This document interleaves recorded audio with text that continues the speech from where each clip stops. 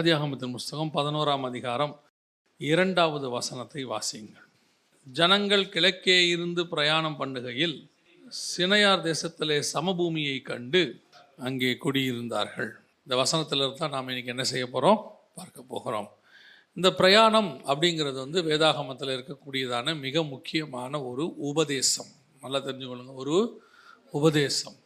பிரயாணம் என்பது ஒரு அழைப்பு, பிரயாணம் என்பது ஒரு ஊழியம்.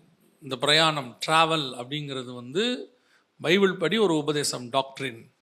அதே நேரத்தில் அது ஒரு அழைப்பு. எல்லாருக்கும் பிரயாண அழைப்பு இல்லை. கர்த்தர் ஒரு சிலருக்கு தான் அந்த அழைப்பை கொடுத்திருக்கிறார். இப்போ உதாரணமாக ஆண்டவர் ஆபிரகாமை பிரயாணப்பட சொல்லுகிறார், கானானுக்கு போங்கிறார். அப்புறம் ஆபிரகாமுக்கு அப்புறம் ஈசாக்குக்கு அந்த பிரயாணம் கிடையாது, அவன் கேராரூரே குடியிருந்தான், பிரயாணம் பண்ண வேணான்ட்டார். அதுக்கு பிறகு யாக்கோபு பிரயாணப்படுகிறான் லாபான் தேசத்துக்கு, சிரியா தேசத்திற்கு. அதற்கு பிறகு இஸ்ரவேல் ஜனங்கள் பிரயாணப்படுகிறார்கள். அதுதான் யாத்ராகமத்தின் புஸ்தகம் நம்ம சொல்கிறோம். அதற்கு பிறகு இஸ்ரவேலுக்கு பிறகு நீங்கள் பார்த்தீங்கன்னு சொன்னால் இஸ்ரவேல் ஜனங்கள் சிறைப்பட்டு போகிறார்கள் பாபிலோனுக்கு. அவர்களும் பிரயாணப்பட்டு போகிறார்கள். அவர்கள் சிறைப்பட்டு போகையில் அப்படின்னு இருக்கிறது.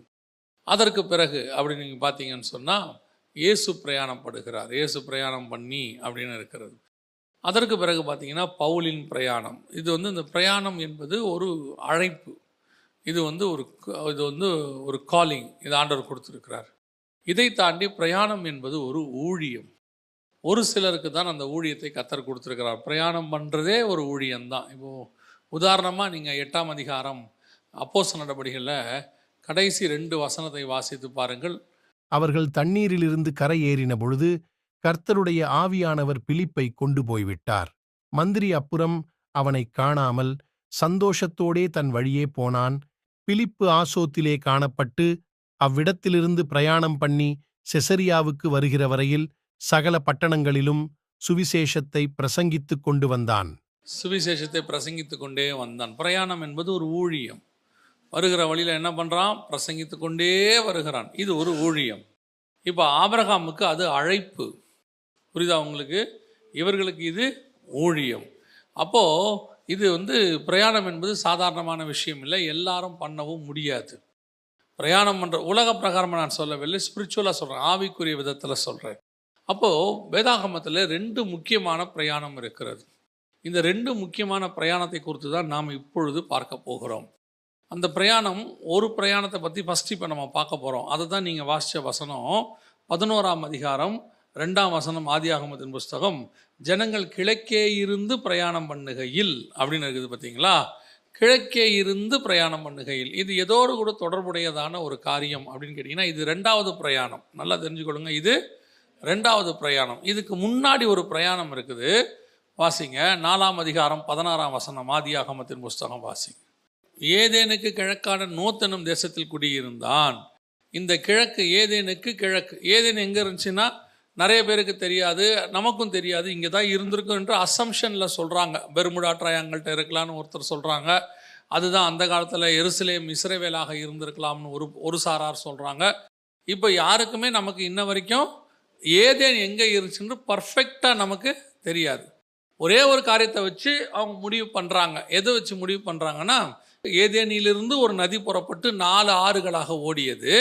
அதில் 3வது ஆறுக்கு பேர் இத்தக்கேல், 4வது ஆறுக்கு பேர் ஐப்ராத்து. இந்த 2 ஆறுகள் தான் இன்றைக்கி 2 நதிகளாக இருக்கிறது. டைகிரிஸ் அண்ட் யூப்ரட்டிஸ் என்று சொல்லுவார்கள். அதாவது ஐப்ராத்தும் டைகிரிஸ் என்று சொல்லுகிறார்கள். இந்த 2 நதி எங்கே இருக்குன்னா ஈராக்கில் தான் இருக்கிறது. அதாவது 2 நதிகளுக்கு உட்பட்ட இடம் தான் ஈராக். ஸோ அந்த பகுதியில் தான் இது இருந்திருக்கலாம் என்று கணிக்கப்படுகிறது. கன்ஃபார்மாக தெரில.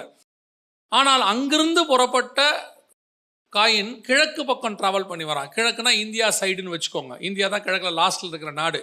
நமக்கு அப்புறம் பே ஆஃப் பெங்கால் வந்துடுது, நமக்கு தான். அதுக்கு வங்காள விரிகுடா. இதுக்கப்புறம் நீங்கள் அப்படியே போயிட்டீங்கன்னு சொன்னால் மலேசியா, சிங்கப்பூர் தீவுகள் வந்துடுது. பெரிய நாடுகள்னு சொல்கிறதுக்கு அதுக்கப்புறம் ஒன்றுமே இல்லை. இந்தியா தான் லாஸ்ட்டாக இருக்கிறது. அதுக்கப்புறம் சின்ன சின்ன தீவுகள் இருக்குது. இந்தியாவுக்கு கீழே ஆஸ்திரேலியா கண்டம் இருக்குது. ஆனால் கிழக்கில் நீங்கள் பார்த்தீங்கன்னா ஆஸ்திரேலியா தெற்குக்கு போயிடும். கிழக்கில் பார்த்தீங்கன்னு சொன்னால் அதுக்கப்புறம் பெரிய நாடுகள்னு சொல்கிறதுக்கு ஒன்றும் இல்லை. மலேசியா அதெல்லாம் ஒரு காலத்தில் தீவுகளாக இருந்தது, இப்போ நாடுகளாக இருக்குது. மலேசியா நாடுன்னு சொல்கிறோம், ஒரு காலத்தில் அது தீவு தான் அது. ஸோ அப்போது நீங்கள் பார்த்தீங்கன்னு சொன்னால், நான் ஒரு புரிதலுக்காக சொல்கிறேன், அவன் பிரயாணம் பண்ணி இந்த சைடு கிழக்கு சைடு சூரியன் உதிக்கும் திசை, நம்முடைய சைடு இந்தியாவை நோக்கி அந்த பிரகாரம் இந்தியாவுக்கு வரல, அந்த சைடுக்கு வரான். அங்கே வந்து அவன் குடியிருந்தான் என்று சொல்லி பார்க்கிறோம். அதற்கு பிறகு அவர்கள் அங்கே பலுகி பெருகுகிறார்கள். அங்கே இருந்து அவனுடைய பசங்கள் தூபால் காயின் வரைக்கும் 8 தலைமுறை அங்கிருந்து பரம்புகிறது. இவங்க எல்லாம் செய்கிறாங்க. அதே நேரத்தில் இன்னொரு பக்கம் சேத் என்று சொல்லக்கூடியதான ஆதாமுக்கு இன்னொரு பையன், அவர்களும் பலுகி பெருகுகிறார்கள். ஆனால் இவங்க எந்த பகுதியில் குடியிருந்தாங்கன்னு வசனம் சொல்லலை, எதை பற்றியுமே சொல்லவே இல்லை. ஆனால் எதனால் இது மட்டும் சொல்லப்படுது அப்படின்னு கேட்டிங்கன்னா, இவன் மட்டும் ஒரு பட்டணத்தை கட்டுகிறவனாக இருக்கிறான். இதுதான் இங்கே இருக்கிறதுலே மிக முக்கியமான ஒரு விஷயம். அவன் போய் புறப்பட்டு 4:17 வாசிங்க பார்ப்போம். காயீன் தன் மனைவியை அறிந்தான், அவள் கர்ப்பவதியாகி ஏனோக்கை பெற்றாள். அப்பொழுது அவன் ஒரு பட்டணத்தை கட்டி அந்த பட்டணத்துக்கு தன் குமாரனாகிய ஏனோக்குடைய பேரை இட்டான். இவன் என்ன பண்ண வேண்டியவன்? பிரயாணம் பண்ண வேண்டிய. கர்த்தர் இவனுக்கு என்ன கொடுத்துருக்கிறார் அப்படின்னு கேட்டிங்கன்னா, அதே 4ஆம் அதிகாரத்தில் இவனை பார்த்து கர்த்தர் சொன்னதான மிக முக்கியமான ஒரு வார்த்தை என்னன்னா, 4ஆம் அதிகாரம் ஆதியாகமத்தின் புஸ்தகம் 12வது வசனம் வாசிங்க. நீ நிலத்தை பயிரிடும்போது உனக்கு கொடுக்காது, நிலையற்று அலைகிறவனாய் இருப்பாய். அப்படிதானே இருக்குது, நிலையற்று அலைகிறவனாய் இருப்பாய். அதுவும் இங்கிலீஷில் நீங்கள் பார்த்தீங்கன்னு சொன்னால் அகதின்ற வார்த்தை, ஃபியூஜிட்டிவ் அப்படிங்கிற வார்த்தை யூஸ் பண்ணப்பட்டிருக்கிறது. அகதியாக இருப்பாய். அதாவது ஒரு நாட்டிலேருந்து இன்னொரு நாட்டுக்கு நீ என்ன செஞ்சுக்கிட்டே இருப்ப, போயிட்டே இருப்ப, நீ ஒரு இடத்துல இருக்கவே முடியாது. நீ நிலையற்று, ஒருவேளை நீ ஒரு இடத்துல இருந்து நிலத்தை பயிர் செஞ்சேன்னு வச்சுக்கோ, அந்த இடத்துல அதுக்கு என்ன கொடுக்காது, உனக்கு பலன் கொடுக்காது. இதுதான் அவனுக்கு கர்த்தர் கொடுத்த கட்டளை. இதுதான் இந்த பூமியில் இருக்கக்கூடிய பிள்ளைகள், தேவ பிள்ளைகளோ அல்லது இப்போ தேவ பிள்ளைகளை வந்து நம்ம இப்போ வந்து மனுஷகுமாரத்தை தேவபுத்திரர் அப்படின்னு நம்ம சொல்கிறோம். இப்போ ஆவிக்குரியவர்கள் ஆவிக்குரிய அல்லாதவர்கள்னு சொல்கிறோம், விசுவாசிகள் அவிசுவாசிகள்னு சொல்கிறோம், பிரிக்கிறதுக்காக சொல்கிறோம். அப்படி விசுவாசி அவிசுவாசியோ அல்லது வந்து தேவபுத்திரர் மனுஷகுமாரத்தையோ அல்லது வந்து ஆவிக்குரியவர்கள் மாம்சத்துக்குரியவர்கள் நீங்கள் எப்படி பிரித்து கொண்டாலும் அத்தனை பேருக்கு கர்த்தர் ஒரு பிரயாணத்தை தான் கட்டளையிட்டிருக்கிறார். இந்த பூமியானது நிலையற்று அலைந்து திரிகிற ஒரு இடம். இதில் நீங்கள் நிலையாய் வாழவே முடியாது. ஏன் தெரியுமா? பூமியே அப்படிப்பட்டதான ஒரு இடம் தான். டோட்டல் பூமியே அப்படிப்பட்டதான இடம் தான். பூமி அந்தரத்தில் தொங்கி கொண்டிருக்கிறது. பூமி எதுலையுமே அஸ்திவார போடப்படவே இல்லை. பூமி வந்து அந்தரத்தில் வனாந்திர வெளியில் இருக்கிற மாதிரி அவாந்திர வெளியில் இருக்குது. அது பாட்டு கிடக்குது. அப்போ இந்த அலைந்து திரிகிற பூமியில் கர்த்தர் உங்களுக்கு எனக்கும் வச்சிருக்கிறது என்னன்னா பிரயாணம், travel. You want to be travel. டிராவல்னா நீங்கள் என்ன ஒரு இடத்துல இருக்கக்கூடாது, அலைஞ்சு இல்லை. அதோடைய அர்த்தம் என்னன்னா, இந்த பூமியின் வாழ்க்கை என்பது நான் அலைந்து திரிகிற ஒரு அகதியினுடைய வாழ்க்கை. நான் இங்கிருந்து பிரயாணப்பட்டு கொண்டே இருக்க வேண்டும். எவ்வளவுதான் இந்த பூமியில் நான் அந்த அஸ்திவாரம் போட்டாலும், எவ்வளவுதான் அதை நான் பயிர் செய்தாலும் அது எனக்கு பலனை கொடுக்காது. ஏன்னா இந்த பூமியே என்ன பூமி? சபிக்கப்பட்ட பூமி. ஆண்டவர் ஆதாம்கிட்ட சொல்லும் போதே சொல்லிட்டாரு, உன் நிமித்தம் பூமி சபிக்கப்பட்டிருக்கும். காயினை சொல்லிட்டாரு, சபிக்கப்பட்ட பூமியில் நீ சபிக்கப்பட்டிருப்பாய். அப்படின்னா என்ன அர்த்தம்? பூமியும் சாபம், விதைக்கிறவனும் சாபம். அப்படி இருக்கக்கூடியதான ஒரு பூமி தான் இது. இந்த பூமியினுடைய சாபத்தை கர்த்தர் எடுத்துட்டாரான்னு கேட்டீங்கன்னா, பூமியினுடைய சாபத்தை இன்னும் கர்த்தர் எடுக்கல. இந்த பூமியில இருக்கிற உங்களுக்கும் எனக்கும் அந்த சாபம் வராதபடி கர்த்தர் பார்த்துக்கிட்டார். அவர் நம்முடைய பாவங்களை சுமந்து தீர்த்துட்டார். அவர் சாபங்களை நமக்கு எடுத்துட்டார். ஆனா பூமியில இன்னும் சாபம் இருக்கு. ஆதாமுக்கு சொல்லப்பட்ட என்னென்ன காரியங்கள், முள்ளும் குறுக்கும் பிறப்பிக்கும் என்றார். முள்ளும் குறுக்கும் இன்னும் இருக்கு. அதே அடுத்த வார்த்தை ஆண்டவர் சொன்னார், உன் நெற்றி வேர்வை நிலத்தில் சிந்தி நீ சாப்பிடுவாய்னா. இன்னைக்கும் அது இருக்கு, இப்போ நடந்துட்டு இருக்குது. பிள்ளை பெறும்போது வேதனையை பெருக பண்ணுவேனாரு, இன்னைக்கும் அது இருக்கத்தான் செய்யுது. அதே மாதிரி இவனை பார்த்து சொன்னார், காயினை பார்த்து சொன்னார், நீ விதைச்சினா உனக்கு என்ன கொடுக்காது, பலன் கொடுக்காது. இன்னையும் நடந்துக்கிட்டு தான் இருக்குது. அது எத்தனையோ நாடுகளில் விதைச்சோம், என்ன இல்லை, பலன் இல்லை. எதுக்கு சொல்ல வரேன்? உங்களுக்கும் எனக்கும் ஒரு காரியத்தை தெரியணும். ஆனால் இந்த காயின் நமக்கு அடையாளமானவன் அல்ல. காயின் நமக்கு எதிராக அடையாளமானவன், ஆப்போசிட் கவர்மெண்ட். அதாவது இவனை கர்த்தர் சொன்னாரு, காயினி நேசிக்கிறார் ஆண்டவர். அவனை பார்த்து சொல்றாரு, உன்னை யாரும் கொல்லாதபடிக்கு நான் பார்த்துக்கிறேன்லாம் சொல்லிட்டாரு. சொல்லிட்ட பிறகு ஒரு வார்த்தை சொல்றாரு, நீ நிலையற்ற அலைகிறவனாய் இருப்பாய். ஏன் ஆண்டவரை நிலையற்ற அலைகிறவனாய் இருக்கணும்? நீ நிலையற்ற அலைஞ்சு திரிஞ்சாந்தான்ப்பா இந்த பூமி உனக்கு பலன் கொடுக்காட்டினதான் ஒரு நாள் நீ என்னை நோக்கி வருவ. ஆண்டவரே நான் அலைஞ்சு திரியிறேன், எனக்கு இந்த பூமி பலன் கொடுக்கல, நான் செஞ்சது தப்புன்னு நீ என்ன செய்வ? மனம் திரும்புவ. அந்த மனம் திரும்புறதுக்கு இவன் இளையகுமாரனை அந்த தகப்பன் என்ன சொல்லி அனுப்புறாரு? சொத்து கேட்டவொடனே கொடுத்து அனுப்பிட்டாரு. எது கொடுத்து அனுப்புனார் தெரியுமா? சொத்து அழியிட்டோம், அதெல்லாம் வேற விஷயம், அதெல்லாம் பார்த்துக்கலாம். ஒரு நாள் நீ நிலையற்ற அலைகிறவனா இருப்பாய். ஒரு நாள் உனக்கு சாப்பாட்டுக்கு வழி இருக்காது, நீ விதைக்கிறது பலன் கொடுக்காது, பண்ணி தவிட்ட திங்கிற நிலைமை ஒன்று வரும். ஆனால் அந்த நிலை வரணும், வந்தால்தான் நீ என்னை புரிந்து கொள்வாய். என் தகப்பன் வீட்டில் நான் எப்படி இருந்தேங்கிற நினைப்பு உனக்கு அப்பதான் வரும். அதுக்குத்தான் அனுமதி கொடுக்கிறார் தகப்பன், நிலையற்ற அலைகிறவனா இருப்பாயின்னு. ஆனா இவன் போய் என்ன பண்ணிட்டான் தெரியுமா? ஒரு பட்டணத்தை கட்டி விட்டான். பட்டணத்தை கட்டி அலைந்து திரிகிறவனுக்கு என்ன இருக்கக்கூடாது? பட்டணம் இருக்கக்கூடாது. இவன் பட்டணத்தை எங்க போய் கட்டிட்டான் தெரியுமா? கிழக்கே போய் கட்டிட்டான். கிழக்க போய் கட்டி இப்போ இவங்க எல்லாம் பல்லுக்கு பெருகி பூமியை நிரப்பி, பூமியை எப்படி நிரப்பிட்டாங்கன்னா கொடுமையினாலும் சீர்கேடினாலும் நிரப்பி விட்டார்கள். கொடுமையினால் சீர்கேடால் நிரப்பிட்டு அதுக்கு நடுவில் பார்த்தா கர்த்தர் பூமியை பார்க்குறாரு. மனுஷனை உண்டாக்கினதற்கு அவர் व्यसனப்பட்டாராம். அதை விட அப்படி व्यसனப்பட்டதுக்கு அவர் व्यसனப்பட்டாராம். இந்த வசனம் ரொம்ப அழகா இருக்குது பாருங்க. 6ஆம் அதிகாரம் 6வது வசனம்.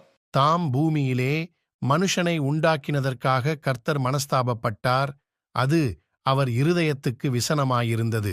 மனஸ்தாபப்பட்டாரு. அப்படி மனஸ்தாபப்பட்டது எப்படி இருக்குது?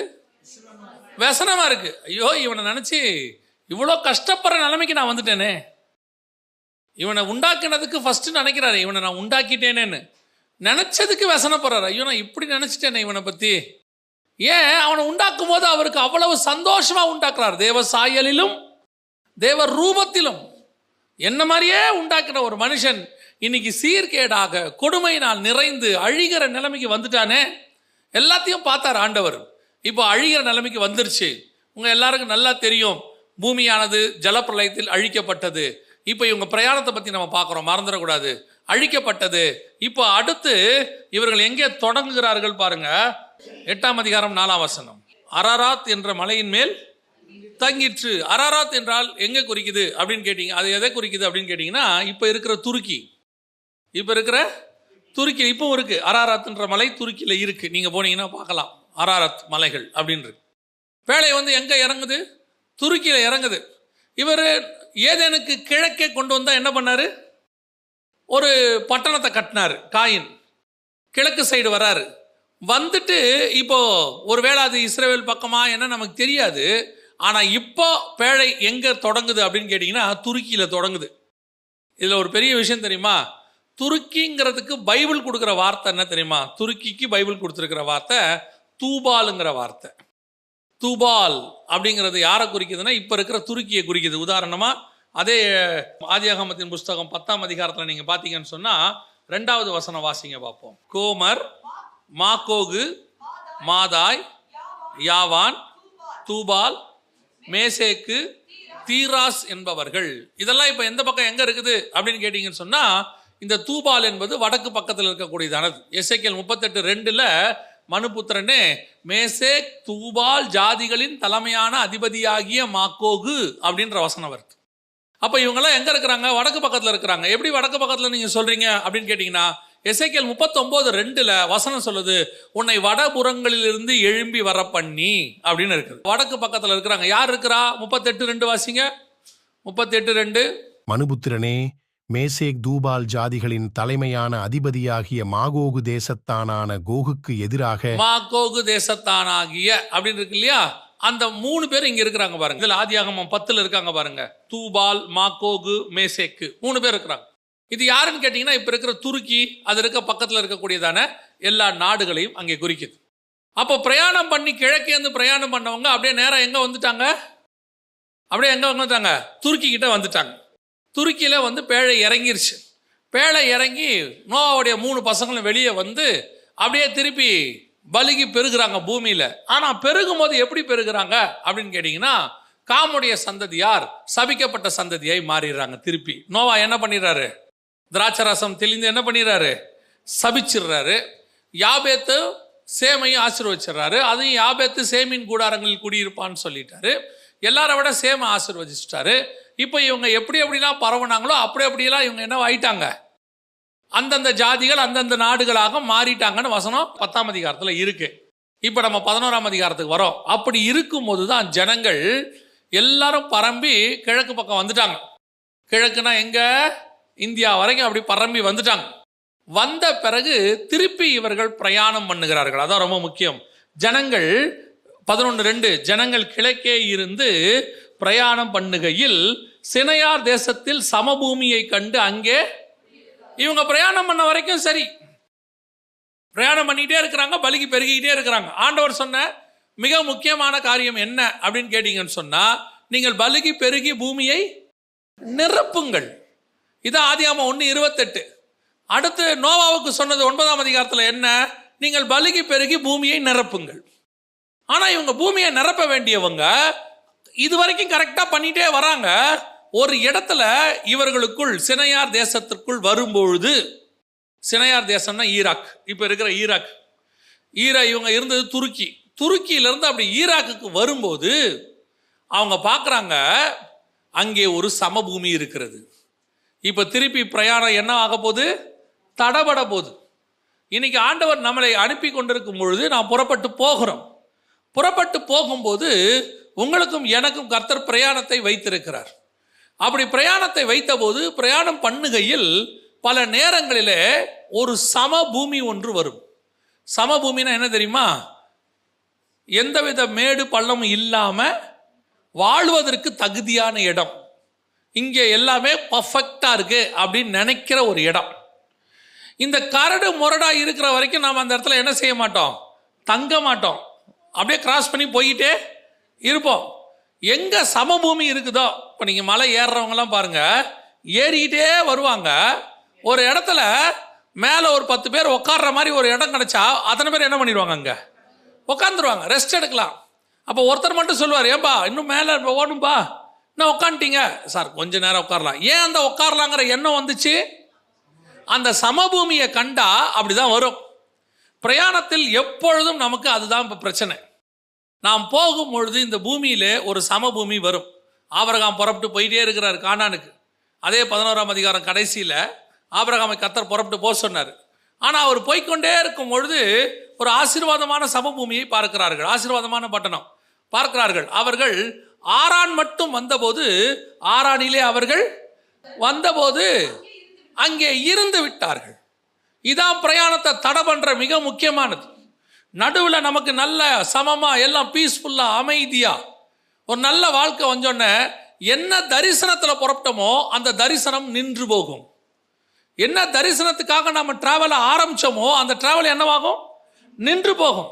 அதில் தான் ரொம்ப கேர்ஃபுல்லாக இருக்கணும். இப்போ ஜனங்கள் டிராவல் பண்ணி அந்த டிராவலில் ஒரு இடத்துல வந்து நின்ன உடனே, அந்த இடத்துல ஸ்டாக் ஆன உடனே அடுத்த தப்பு ஒன்று வரும். உங்களுக்கு தெரியும், ஒரு ஆறு ஓடிக்கொண்டே இருக்கிற வரைக்கும் அதில் தூசி என்ன செய்யாது? தங்கவே தங்காது, அடிச்சுட்டு போயிட்டே இருக்கும். எப்போ ஒரு இடத்துல அது குட்டையாக குளமாக மாறுதோ, தண்ணி ஓட முடியாமல் ஒரு இடத்துல நிற்கிதோ, அந்த இடத்துல ஆட்டோமேட்டிக்காக என்ன வர தொடங்கும்? அடுத்த தூசி பாசி எல்லாம் வர தொடங்கும். இவங்க ஜனங்க எப்போ ஒரு இடத்துல உட்கார்ந்தாங்களோ அடுத்து கர்த்தருக்கு விரோதமான காரியங்கள் ஒவ்வொன்றாய் செய்ய ஆரம்பித்தார்கள். இதுதான் பிசாசினுடைய திட்டம். இப்போ சமபூமியை காமிச்சான், சமபூமியில் உட்காரணுங்கிற எண்ணத்தை கொடுத்தா, உட்கார்ந்தாச்சு. உட்கார்ந்த உடனே அடுத்து அவர்கள் செய்யக்கூடியதான மிக முக்கியமானது இதே தப்ப இப்போ நாம இன்னொரு பிரயாணத்தில் நம்ம பார்க்க போறோம். வாசிங்க 11ஆம் அதிகாரம் ஆதியாகமம் புஸ்தகம் 6ஆம் வசனம் வாசிங்க. அப்பொழுது கர்த்தர், இதோ ஜனங்கள் ஒரே கூட்டமாயிருக்கிறார்கள். ஜனங்கள் ஃபர்ஸ்ட் எப்படி இருக்கிறாங்க? ஒரே கூட்டமாயிருக்கிறாங்க. அடுத்து அவர்கள் அனைவருக்கும் ஒரே பாஷையும் இருக்கிறது. அவர்கள் இதைச் செய்யத் தொடங்கினார்கள். இப்பொழுதும் தாங்கள் செய்ய நினைத்தது ஒன்றும் தடைபட மாட்டாது என்று இருக்கிறார்கள். ஃபர்ஸ்ட் இவங்களுக்குள்ள சமபூமியில வந்து உட்கார்ந்த உடனே ரொம்ப நல்லா வந்த ஒரு விஷயம் என்ன தெரியுமா? அவர்கள் ஒரே கூட்டமாய் மாறிட்டாங்க. அவங்களுக்குள்ள என்ன இல்லை? எந்த பாகுபாடும் இல்லை. நீங்க 10ஆம் அதிகாரத்தில் பார்த்தீங்கன்னா மூணு விதமான கூட்டம் இருக்கு. சேம் காம் யாபேத் இருக்குது. அதுல 3 பேருக்கும் பிரச்சனை வந்துருச்சு. வேற மூணு கூட்டமா 3 பக்கம் பிரிஞ்சிருச்சு. இப்படி பிரயாணப்பட்டு கொண்டு வருகையில் ஒரு சமபூமியை பார்த்த உடனே அத்தனை பேருக்குள்ளேயும் ஒரு ஒன்னஸ் வந்துருச்சு. என்ன வந்துருச்சு? ஒரு ஒன்னஸ். இது என்ன ஒன்னஸ் தெரியுமா? இது பிசாசோடைய ஒன்னஸ். பிசாசுக்கிட்ட ஒன்னஸ் இருக்குதா இல்லையா? இருக்குதா இல்லையா? இருக்கு. ஆண்டவரே சொல்றாரு, பிசாசு தனக்கு தானே பிரிந்திருந்தால் அவன் ராஜ்யம் கட்டப்படுவது எப்படி? பிசாசு எப்பவுமே எப்படி இருக்குமா? ஒன்னா இருப்பானாமா. அதனால தான் அவன் ராஜ்யம் அவ்வளோ ஸ்ட்ராங்கா இருக்குதாமா. இப்போ அவன் பாபேலுங்கிற இடத்துக்கு வந்த உடனே அந்த இடத்துல தன்னுடைய ஆதி ஸ்தானத்தை உண்டாக்குறான். 10ஆம் அதிகாரத்தில் சொல்லப்பட்டிருக்கிறது ஆதி ராஜ்யத்துக்கான ஆதி ஸ்தானங்கள் அப்படின்னு இருக்குது. வெளிப்படுத்தல் 17:5 சொல்லுது, மகா பாபிலோன் ரகசியம் வேசிகளுக்கும் அருவருப்புகளுக்கும் தாய் என்னும் நாமம் அவள் நெற்றியில் எழுதியிருந்தது அப்படின்னு இருக்கும். யாரை பத்தி? பாபிலோனை பத்தி. அந்த பாபிலோன் எங்க ஆரம்பிக்குது? 11ஆம் அதிகாரத்தில் ஆரம்பிக்குது. இங்கே தான் அந்த வேசிகளுக்கும் அருவருப்புகளுக்குமான ஆரம்பம் ஸ்டார்ட் ஆக போகுது. எங்க ஸ்டார்ட் ஆக போகுது அப்படின்னா, அவர்கள் ஒரு பட்டணத்தை கட்டத் தொடங்கினார்கள், ஒரு கோபுரத்தை கட்டத் தொடங்கினார்கள். இங்கே தான் கர்த்தருக்கு விரோதமான முதலாவது. இதுக்கு ஒரு ஒன்னஸ் வருது. கர்த்தருக்கு விரோதமா செயல்படுறதுக்கு என்ன வருது? ஒரு ஒன்னஸ் வருது. இது இருக்கும், இப்பவும் இருக்கும். சபையில் இருக்கும், வெளியே இருக்கும். வெளியே இருக்கிறவங்களாம் பாருங்க, நல்லா கவனிச்சு பாருங்க.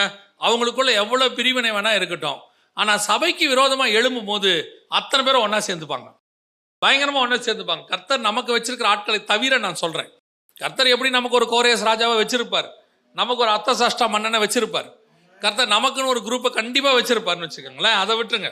அதை தவிர்த்து நான் சொல்றேன், நமக்குன்னு ஒன்னா, நமக்கு அகைன்ஸ்டா, சபைக்கு விரோதமா, ஜனங்களுக்கு விரோதமானா, தேவனுக்கு விரோதமானா, அப்படியே ஒரு குரூப் ஒன்னா சேர்ந்துக்கும். சேர்ந்து அப்படியே முழுக்க இந்த ஒன்னஸ், பிசாசினுடைய ஒன்னஸ், இது சபைக்குள்ளேயும் வரும். இப்போ பாருங்க, அனனியா சப்பீரால் விஷயத்தில் பார்க்குறோம். சபைக்குள்ள அவன் கேட்குறான், நீங்கள் பொய் சொல்வதற்கு ஒருமனப்பட்டது என்ன? நீங்கள் இப்படி பண்ணதுக்கு ஒரு ஒன்னஸ் இருக்குது. என்ன ஒன்னஸ்? பணத்தை மறைச்சி வைக்கிறதுக்கு ஒன்னஸ் இருக்குது, சர்ச்சுக்கு வராமல் இருக்கிறதுக்கு ஒன்னஸ் இருக்குது. அதுவே சபைக்கு வராமல் அன்னைக்கு கல்யாணத்துக்கு போகிறதுக்கு ஒன்னஸ் இருக்குது. ஆனால் சபைக்கு வரணுங்கிறதுக்கு ஒன்னஸ் இருக்காது. ரெண்டு பேரும் சண்டை போட்டுக்கிட்டே வருவாங்க சர்ச்சுக்கு. பார்த்துருக்கீங்களா? அந்த ஞாயிற்றுக்கிழமை கல்யாணம் இருக்கும், ரெண்டு பேரும் ஒருமனப்பட்டு சொல்லுவாங்க, ஞாயிற்றுக்கிழமை கல்யாணத்துக்கு என்ன பண்ணலாம், பரவாயில்லப்பா நம்ம கல்யாணத்துக்கு போயிட்டு வந்துடுவோம், வேணுன்னா நம்ம சண்டே சாயங்காலம் போய்க்கலாம். ஒன்னஸாக பார்த்தீங்கன்னா ரெண்டு பேரும் ஒரே மாதிரி ட்ரெஸ் போட்டு ஒரே மாதிரி எல்லாம் அலங்காரம் பண்ணி ஒரே பைக்கில் ஏறி சந்தோஷமாக போவாங்க. ஆனால் சர்ச்சுக்கு வரும்போது பாருங்கள், சண்டை போட்டே வருவாங்க. ஒன்றுத்தையும் எடுத்து வைக்க மாட்டேங்கிறீங்க, அதை பண்ண இது பண்ண மாட்டேங்க. நீங்கள் சண்டை நிறைய வீட்டில் சர்ச்சுக்கு போகிற அன்னைக்கு சண்டையோடு தான் வரும். சபைக்கு வரும்போது ஒன்னஸ் இருக்க மாட்டேங்குது. ஆனால் சபைக்கு விட்டு வெளியே போகிற விஷயத்தில் எல்லாத்துலையும் கடன் வாங்குறதுல ஒன்னஸ் இருக்குது இல்லை, அப்புறம் எங்கேயாவது போகிறதுல ஒன்னஸ் இருக்குது. ஆனால் சபைக்கு வர விஷயத்தில், கர்த்தருடைய காரியங்களில் என்ன இல்லை? ஒன்னஸ் இல்லை. அதான் இவர்கள்ட்ட இருந்துச்சு. கர்த்தர் பார்க்குறாரு, இவர்கள்ட்ட இருந்த மிக முக்கியமான விஷயம் ஒன்னஸ். ரெண்டாவது, அவர்களுக்குள் என்ன இருக்குது? ஒரே பாஷை. ஒரே பாஷை என்பது மிக முக்கியமான விஷயம். அதாவது இவன் சொல்றது அவனுக்கு புரியுது, அவன் சொல்றது இவனுக்கு புரியுது. பல பேருக்கு பல பிரசங்கியார் பேசுறது என்ன செய்யல, புரியல. நான் இப்பவும் சொல்றேன், பல நேரத்தில் சிலர் பேசுகிறதை அவர்களுக்கு புரிய வைப்பது கர்த்தருடைய கரத்தில் தான் இருக்கிறது. நம்ம தமிழ்ல பேசிட்டோன்றதுனால அவனுக்கு தமிழ்ல புரிஞ்சிடாது, இங்கிலீஷ்ல பேசிட்டோங்கிற. இப்போ நீங்க யோசித்து பாருங்க, எத்தனை டீச்சர் பாடம் எடுக்கிறாங்க, 4 பேருக்கு தானே புரியுது, மிச்சம் இருக்கிற 36 பேருக்கு புரியல பாருங்க. அவன் வந்து என்ன சொல்றான், எங்க டீச்சர் எடுக்கிறது எனக்கு புரியவே இல்லை. ஏன் புரியல அப்படின்னா, அவங்க எல்லாருக்கும் எடுக்கிற மாதிரி தான் எடுக்கிறாங்க, ஆனா புரிதல் என்பது ஒவ்வொருத்தருக்கும் மாறு. ஆனா தேவனுக்கு விரோதமா கோபுரம் கட்டுறதுக்கு, தேவனுக்கு விரோதமா காரியங்கள் செய்வதற்கு அவர்களுக்கு எல்லாம் நல்லா புரியுது. அவங்க சொல்றது ஒருத்தருக்கு ஒருத்தர் என்ன செய்யுது, நல்லா புரியுது. அவன் பேசுறது நல்லா புரியுது, நம்ம இப்படித்தான் செய்யணும். கர்த்தருக்கு விரோதமான காரியத்தில் எவ்வளவு இருக்கு பாருங்க. நான் நினைப்பேன், தேவனுக்கு விரோதமாய் பேசக்கூடிய காரியங்கள் ஒரே மொழியோ வேற மொழியோ, ஆனா பிசாசு அவர்களுக்குள் ஒரு ஒன்னஸ் கொடுத்ததுனால அவர்களுக்குள் ஒரு புரிதல் இருக்கிறது. நிறைய நேரங்களில் ஒரே பாஷையாக இருந்தாலும் பேசுவது அடுத்தவனுக்கு ரீச் ஆகிறதுங்கிறது பெரிய விஷயம். பேச்சு எப்படி இருக்கிறோம்னா, ஒரே மொழியாக இருந்தாலும் ஈஸியாக புரியணும், ரீச் ஆகணும். இது யாருக்கிட்ட இருக்குது தெரியுமா? பிசாசுக்கிட்ட இருக்குது. பிசாஸ்கிட்ட இருக்குது. நம்ம ஆளுங்க இருக்கிறாங்க பாருங்க, நம்ம டேலண்டெல்லாம் காட்டுவாங்க, ஒரே லாங்குவேஜ் தான். ஆனால் பிசாசுக்கு ரொம்ப தெளிவாக தெரியும், நான் ஒரே லாங்குவேஜ், நான் அவன் அந்த லாங்குவேஜில் புரியும்படி வைத்திருக்கிறேன். நீங்களும் நானும் ஒரே மொழி உள்ளவர்களாக இருந்தாலும் நாம் பேசுகிறது அவர்களுக்கு புரிகிறதா என்பது ரொம்ப முக்கியம். புரிதல், ஒன்னஸோட அடுத்து என்ன வரணும்? புரிதல் வரணும். கடைசியாய் அவர்களுக்குள் இருந்ததான ஒரு சுபாவம் என்ன அப்படின்னு வசனம் சொல்லுது, இப்பொழுதும் தாங்கள் செய்ய நினைத்தது ஒன்றும் தடைபடாது என்று இருக்கிறார்கள். நான் நினைச்சா அது கண்டிப்பா செஞ்சுருவேன், என்னால் அதை செய்யாமல் சிலருக்கெல்லாம் அந்த பெருமை உண்டு. இது ஒரு வகையான பெருமை. இந்த வார்த்தை யாருக்கு தெரியுமா? நான் செய்ய நினைத்தது தடைபடாதுங்கிறது கர்த்தருக்குரியது. யோபுவின் புஸ்தகம் வாசிங்க, 42:2 வாசிங்க. தேவரீர் சகலத்தையும் செய்ய வல்லவர், நீர் செய்ய நினைத்தது தடைபடாது. தேவன் செய்ய நினைத்தது மட்டும்தான் தடைபடாது. நாம தடைபடாதுன்னு நினைச்சுக்கிட்டு செஞ்சோம்னா என்னால முடியும், நான் செஞ்சிட்டேனா, நான் இறங்கிட்டேனா அது அவ்வளவுதான், நான் கையை வச்சா அதை முடிக்காம விட மாட்டேன், நான் ஒரு வேலையில வந்துட்டேனாங்க அது அப்படித்தான். இது கான்ஃபிடென்ட், ஓவர் கான்ஃபிடென்ட் எல்லாம் தாண்டி பெருமைக்குள்ள போயிடுது. நான் நடந்த ஒரு சம்பவத்தை சொல்றேனே. நம்ம யூஸ்வலா இந்த கீழே இருக்கக்கூடிய பேனா இதெல்லாம் இருக்குல்ல, இதெல்லாம் ஒரு குழந்தை கூட என்ன செஞ்சிடும், எடுத்துரும் இல்லை. ஒரு நல்ல ஆக்டிவாக இருந்தார் ஒரு மனுஷன், திடீர்னு உட்காந்துக்கிட்டு இருந்தார், நல்லா எழுந்திருக்கும் போது அது மொத்தம் லாக் ஆயிடுச்சு. எழுந்திருக்கும் போது மொத்தம் லாக் ஆயிடுச்சு. எழுந்திரிச்சவர் இப்படியே நிற்கிறார், அவ்வளோதான். அடுத்த ஸ்டெப் இப்படி வைக்க முடியல. நம்ம அவரை பார்க்கும்போது தான் எனக்கு தோணுச்சு, ஆள் நல்லா ஜெய்ஜாண்டிக்காக இருக்கார், நல்ல மனுஷன், அவர் மேலே எந்த குறையும் கிடையாது, நல்ல மனுஷன். ஆனால் சில நேரங்களில் கர்த்தர் கிருபை இல்லாவிட்டால் ஒரு ஸ்டெப்பை கூட நம்ம வைக்க முடியாது. அவருக்கு பாவம், அவருக்கு வேற ஒரு பலகீனம்னு வச்சுக்கோங்களேன், அவருக்கு அப்புறம் இப்போ சரியாயிருச்சு. பொதுவாக சில நேரத்தில் நாம் என்ன நினைக்கிறோம், பெரிய பெரிய காரியத்தை நினைக்கிறோம். நான் சொல்கிறேன், கீழே விழுந்த பேனாவை கூட குனிஞ்சு எடுக்கணும்னா கர்த்தருடைய கிருபைன்னு ஒன்று வேணும். எத்தனையோ பேருக்கு நின்ன மேனிக்கு லாக்கில் இருக்கிறான், குனிஞ்ச மேனிக்கு லாக்கில் இருக்கிறான். நாம் குனிஞ்சவங்க நிமிர்றதே கிருபை தான். நான் செஞ்சா தடைபடாது, நான் கண்டிப்பாக எடுத்தா முடிச்சுட்டு தான் வைப்பேன், இல்லைங்க, எதுவுமே இல்லைங்க. நம்மக்கிட்ட எந்த நேரத்தில் எதுவாகும், அதுவும் இந்த கடைசி காலம் இருக்குது பாருங்க, சரீரம்லாம் ஒன்றுமே இல்லை நமக்கு. நல்லா சிக்கன் சாப்பிட்டு வெறும் பஞ்சு மாதிரி கிடக்கு, ஒரு ஸ்ட்ராங்கும் இல்லை, எலும்புமே ஸ்ட்ராங் இல்லை. இப்போ நம்ம அம்மாக்கள்லாம் அந்த காலத்தில் எத்தனை தடவை கீழே விழுந்து எழுந்திரிச்சாங்க, நம்ம எத்தனை தடவை கீழே விழுந்து எழுந்திரிச்சோம். இப்போ இருக்கிற பிள்ளைங்க பாருங்கள், ஒரு தடவை விழுந்த உடனே எலும்பு உடஞ்சிடுது, உடனே ஏர் கிராக், உடனே.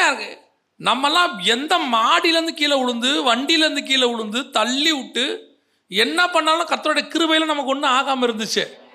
இன்னைக்கு இருக்கிற சாப்பாடு ஒன்றும் கிடையாது, எல்லாமே போன்லெஸ்ஸு.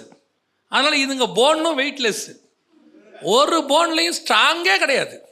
சும்மா கூப்பிட்றாங்க திடீர்னு ஸ்கூல்லேருந்து, கொஞ்சம் உடனே வாங்க. என்ன ஆச்சு, ஓடிக்கிட்டே இருந்தார், தடுக்கி விழுந்தார், எழுந்திரிக்கும் போது கை வீங்கிருச்சு, ஃப்ராக்சர். கீழே விழுந்ததுக்கு அப்புறம் ஃப்ராக்சர் ஆகுது. இப்போ நான் சொல்கிறேன், நம்முடைய முழு பாதுகாப்பு, முழு காரியங்கள், செய்கிற விஷயங்கள் அத்தனையுமே 100% கர்த்தர் கரத்தில் தான் இருக்கிறது. அல்லேலூயா. அதான் ஆண்டவர் சொல்றாரு, அவர் செய்ய நினைத்தது தான் தடைபடாது. நம்ம இவங்க நினச்சிக்கிட்டாங்க நம்ம வானலாவிய ஒரு கோபுரம் என்ன பண்ணிடலாம், கட்டிடலாம். அதுக்கு என்ன காரணம், நம்மளால் முடியுங்க. ரெண்டாவது, நான் சொல்கிறது அவனுக்கு புரியுது, அவன் சொல்கிறது அவனுக்கு புரியுது. இப்படிப்பட்ட ஆட்கள் எங்களுக்கு இருக்கும்போது எனக்கு என்ன கவலை. நான் சிலர்லாம் சொல்லுவாங்க, நான் சொல்லாமையே அவர் புரிஞ்சுக்கிறாருங்க. ஒரு சிலராக சொல்லுவாங்க தெரியுங்களா, எனக்கு ஒரு நல்ல அசிஸ்டன்ட் ஆண்டவர் கொடுத்துருக்காரும்பாங்க. என்ன, நான் சொல்கிறதுக்குள்ளேயே அவர் என்ன செய்கிறாரு அது சொல்லுவாங்க. நம்ம ஒரு பழமொழி சொல்லுவாங்க, எள்ளுனா எண்ணெயாக நிற்கிறான் அப்படிம்பாங்க. அப்படியே சொன்ன உடனே அப்படியே புரிஞ்சுக்கிறாருங்க, டக்குன்னு செஞ்சிடறாருங்க. ஏன்னா அவருக்குள்ள அப்படி ஒரு ஒன்னஸ், ரெண்டு பேருக்குள்ள ஒரு ஒன்னஸ் இருக்குது. இந்த மாதிரி ஒரு க்ரௌட் இருந்தால் போதுங்க, இப்படி ஒரு டீம் இருந்தால் போதும். வெஸ்ட் இண்டீஸ் டீமு கிரிக்கெட்டில் விளையாடும் போது தொடர்ந்து 2 தடவை கப் அடிச்சிட்டாங்க, 2 தடவை அடித்தாச்சு.